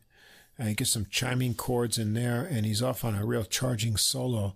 Some really tight drumming from Carvin here as he pushes them along. And there's another really melodic bass solo from Leftwich on the bass here. The tempo changes again into an even beat, funky groove, and then Cochran just jams out on it with some new harmonies. So this is a really cool, nice arrangement. It just goes to unexpected directions. I guess the fog clears, and we're going to have a funky, hot day here. So I really liked the turns in this tune. I wasn't expecting that at all. 3, we've got, of course, maybe the most used tune in all of the jazz world, I've Got Rhythm, I Got Rhythm by Gershwin. Mm-hmm. And here we get an original new opening with some kind of modulations. You'll wonder what's happening before the familiar melody sets in. And then they do change up the rhythm over the sections of the song with some interesting solo breaks before Cochran charges into an extended solo. Leftwich here adds a fun bowed bass solo, which is really cool. And Carvin takes a drum solo before they return with the original opening theme. But interestingly, they don't repeat the melody at the end, which I thought was cool because everyone knows this melody. Why play it again? And they don't do it. So I like that kind of abbreviated form approach. And then the next tune is something that kind of also figures into the uniqueness of the programming on here. He has a sort of interlude approach to some of these tunes. And so this one is called Verselet, I guess, which is like a little verse for the Duke. So it's less than a minute and a half long. The next track is the Duke, Dave Brubeck tune, made famous probably by Miles Davis as well. But on this short kind of prelude here, he gives an interesting little intro to the Duke. He just hints at the opening notes, but then there's kind of this cool, almost raga-like bass tones that come in, and then he has some really cool overtones on the bass, and then it just sort of disappears. So it's just sort of a setup piece, but I thought it was kind of cool. And then it comes into the Dave Brubeck tune, The Duke. And so the piano intro comes in, and then you get the familiar melody, this ba-da, ba-da, ba-da, ba-da, and you've probably heard that tune by Brubeck and Miles Davis. And they give a nice reimagining of the tune with little pauses in there. And then there's a really nice bass solo here too, and Leftwich gives you a little bit of that melody candy at the start of his bass solo too. Mm-hmm. And so pretty much straight playing of this is a nice little melody. Track 6, the old Ellington classic, Don't Get Around Much Anymore. And this is kind of an imaginative intro before the Ellington theme. And you get some new creative harmonization and rhythms here. And this is all solo piano. So Cochran does this on his own. I think he strikes that right balance of giving respect to the original composition, but adding just some new harmonies and ideas to it to see, where he can take it today. And he hits that balance just nicely there. Then I like these. There's 2 of these here that feature the bass. He calls them interstitials, which are sort of like, I guess, filling in the blank compositions here. And this one is called Heretofore, another about a minute and a half thing here. And this is done on the bass. This is a very cool, haunting bass piece that leads into something that's maybe a bit of a diversion, but Johann Sebastian Bach Prelude Fantasy 20. Yeah, I think he means a fantasy on the prelude, because it doesn't really sound like. Yeah, so, I mean, it's those descending kind of lines are discernible, but so none of the harmony is there. They take the this Bach idea and just for fun and inspiration, and what they do with it, if you listen, is they use this as sort of a stepping point for a work of modulations. So this tune goes up and then down through modulations using this just basic kind of theme from Bach, but it doesn't follow the Bach structure. And it's just kind of an up and down exposition, but it does feature some really nice bass work. And so it's not really Bach, but it's using a Bach idea, and then they take it someplace else. And combined with that bass kind of interstitial or whatever, I thought it's kind of a cool, kind of inspirational piece. Not standard, but even different. From Don't Get Around Much Anymore, solo piano, then you have solo bass, then you have this. It was kind of an interesting sort of pattern of pieces. Yeah. 9, April in Paris, Vernon Duke tune. This starts with a slow, lush treatment of the melody. And as he plays the melody, there's some great bass line answers to the piano melody. Right. The piano just hangs in these fluid bass answers to that. Really nice.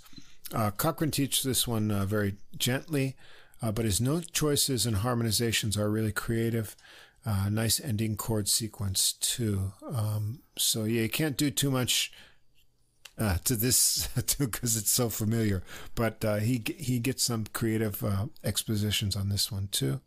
And then we've got another interstitial here called Between Spaces. This is another really cool bass interlude that features really rich intervals. And when I was listening to this, I thought if I was a bass player, I'd want to sound just like this. Right. Yeah, I thought so bass too. Tone, he's so good. It's really good.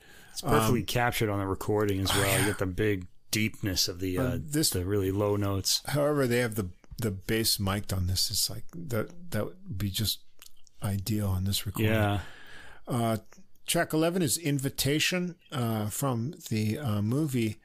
I think this is an interesting story on this tune.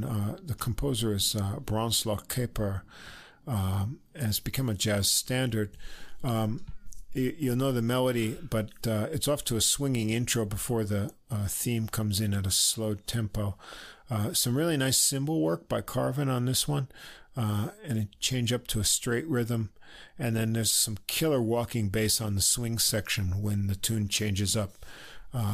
Cochran surfs the rhythmic and tempo changes in his solo with like a lot of creative figures. Comes back to the slow tempo for some slow bass and drum solos. I really like the variety of tempos and rhythms they stitch together on this arrangement, all effortlessly. That's obviously well thought out, but they've played it enough that it comes out just naturally. Yeah, they sounded very busy on this piece. Everybody's playing a lot. Yeah, there's a lot going on and at high here. speed usually. Yeah. 12, another jazz standard. You Must Believe in Spring. Bergman, two Bergmans, Alan and Marilyn, Jacques Demy and Michel Legrand composition. It comes in with an interesting triplet piano intro. Cochran plays this one all by himself. Solo here, he finds a lot of melodic ideas with his right hand, while he keeps the left hand really minimal here. It's just giving the most basic harmonic support, which is really nice because you focus on what he's doing with the melody. And at the end, he finds a new energy to kind of explore a two-handed rhythmic figure. It's kind of like the season changes at the end. I don't know if it's gone from winter to spring or spring to summer, but there's that notable sort of shift in it that is kind of fun. 13's a Monk tune, Bemsha Swing, and this is just kind of a swinging fun tune. Here, everyone's really bouncing along on this one. And Cochran includes some monk-inspired kind of chord clusters and disjointed lines. And we get another bowed bass solo on this one, which I enjoyed a lot. I did too. 14, Little Bee's Poem. This is a Bobby Hutcherson tune. This one comes in with something different. It's kind of a studio trick. Maybe it's like a far away sounding echoed piano, the intro that comes in, and then is over a repeating bass tone. And then it kind of forms into a swinging waltz groove here. Cochran explores the melody. He incorporates a lot of syncopated two-hand lines in his solo. And Leftwich gives another really fast-fingered bass solo here. He has, in addition to his deep tone and melodic concept, he's got some technique. And Carvin has a really tight drum spot here too. And then the tune ends up, or the album ends up with the tune Then and Again, Here and Now, the title. I'm not sure what this is inspired by, but it's just a short piece. It starts with a piano motif. It descends as it repeats. And then Cochran launches into some kind of free chiming exploration, which Leftwich complements in his bass figures over some kind of simple textures by Carvin, and then kind of non-standard ending to this collection of standards. But I really like this recording a lot. Cochran gives us a reimagined but recognizable versions of jazz standards with a lot of new creative ideas, not only in the solos but in the arrangements. And the interstitials, as he calls them, are cool. They set up things, and they also serve as a showcase for Leftwich's amazing bass sound. And the trio plays tightly together. The recording is really excellent. It sounds fabulous.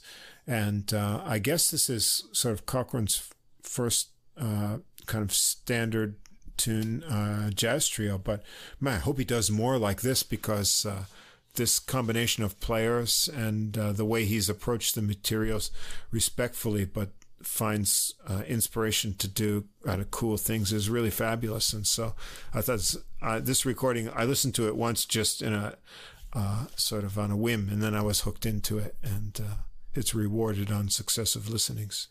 Those are usually the albums I like the best, the ones that you just kind of hear, maybe this will be okay, and then it turns out to be really great.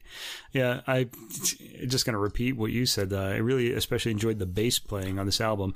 I really hope he's going to hold on to this bass player and has like a record of how those microphones were set up, because the bass on this record sounds fantastic all the way through. It's really great. So if I can just reiterate that, maybe it'll just get somebody else to listen to the record. I found this record to be warm and familiar, and that's always a good thing. You know, a lot of familiar tunes, and the solos are all tasteful and inventive, especially the bass ones. But there's some really great piano stuff here. Yeah. The piano playing is pretty deep. This would require a few listens to get to the bottom of it. He's got a lot of ideas, a lot of chord changes that are pretty interesting, and that would require, a few listens for them to sink in fully. I think I'd like to hear this again, really. All right. I really struck it with the keyboard ones this week. You did. Some really good stuff here by players that, Cochran, I didn't know, honestly. Million's name was, something that I had heard, but it had been a while ago. And then, of course, I knew Eliane Elias, but I had no idea, that this collaboration would turn out great. But yeah, together and on their own, these recordings all stand out as something that deserves to be heard in their own right. And they all have some kind of uniqueness to them. So it's a good week for piano jazz. And for women composers as well. Women composers, women musicians. Music we really needed to be listening to all along. Who knew? But now we know. We're all wiser. Where else are we going to get these ideas put together in a package other than adult music? What do you mean? Well, I mean, where are you going to find all these things in one place? That's a rhetorical question for the audience. Yeah. Look no further. We've got all your answers, all your needs met right here. That's right. On adult music. No one should have that question. What should I listen to this week? Yeah, we're telling you. Just come here. As Fred just come here. We'll let you know what to listen to, and then you can just go from there on your own. When I want your opinion, I'll give it to you. So, here you go. Who said that? Was Red Fox. Yeah, Red Fox said that. That's Fred Sanford. Yeah, that's good. No, yeah, it's great.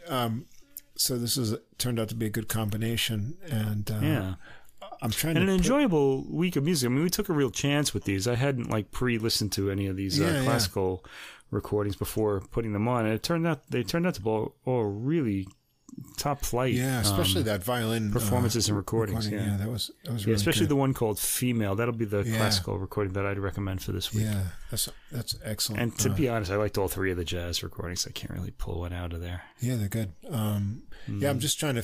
I've got so many now. I'm trying to group them according to some sort of I'm in that situation as well. We can go on. And now that it's autumn, these new classical recordings are all coming out now. So I've got a lot that I could potentially talk about. I think I almost have a vocal collection. I do have a Latin jazz one, which I'm itching because we always want to get some Latin jazz in. We love Latin jazz. So I think I've got a Latin jazz combo. And then I've also I've got an odd or non-standard kind of featured instrument one, because we always hear lots of piano or sax recordings we've done a lot of, and we like organ, of course, but I want to hear some of those other instruments too, and I think I have enough to feature, those other instruments in jazz too. So I'm looking forward to putting one of those episodes together too. Yeah, I don't know if I have any more themes coming up in classical, but I do have a Mozart and contemporaries coming up probably next week. I got to see, but it's the contemporaries part that's interesting because one of the recordings is of music, keyboard music by Mozart's contemporary Baldassare Galuppi. And he features on the new recording by what's that guy's name? The Icelandic pianist Vikingur Olafsson. He's got a new Mozart and Contemporaries record. Yeah, maybe we'll do that next week. But then there's a Galuppi sonata. There are a few Galuppi sonata movements on that, or one. And then I found a full recording of Galuppi sonatas. So I figured we may as well pair those together and see how they Galuppi go together. Let's do it. And then there's some Mozart string quartets, which I haven't heard in a long time, and among my favorite works in the world. But we'll talk about all that next week. Yeah, sounds good. I think I've already decided what we're going to listen to next week in classical sounds like music. We're on the way. Well, we'll decide by tomorrow. I had another program original, but I can move it back. It doesn't matter. All right. Well, it's got a lot to come. You haven't done any Baroque since the beginning of the new season here, as it were. Yeah. So I got one coming up, a really good one, I think. But we'll have to wait another week for that, I guess. All right. Well, I'm always ready for Baroque. So. Yeah, me too. All right. There's a lot of that coming out too. Lots of things to look forward to. Yeah. This has been episode 28 of Adult Music, the podcast with music for the mature mind. We hope you've enjoyed it. Tune in next week. We've got a lot of things in the pipeline. As we said at the beginning, be sure to subscribe or join on whatever platform you're at. Send us a message at adultmusicpodcast@gmail.com if you've got a comment for us. And stay tuned for episode 29 coming up next week with a new theme. It's going to be a beautiful autumn, people. If you're listening to adult music, there's some good stuff coming. So stay tuned. That's right. Lots of things coming up for the fall. Things left over from the summer. New recordings coming up. We won't miss a beat with the episodes. So please stay tuned, and we'll see you again next week for episode 29 on adult music. And until then, keep listening, and we'll see you next week.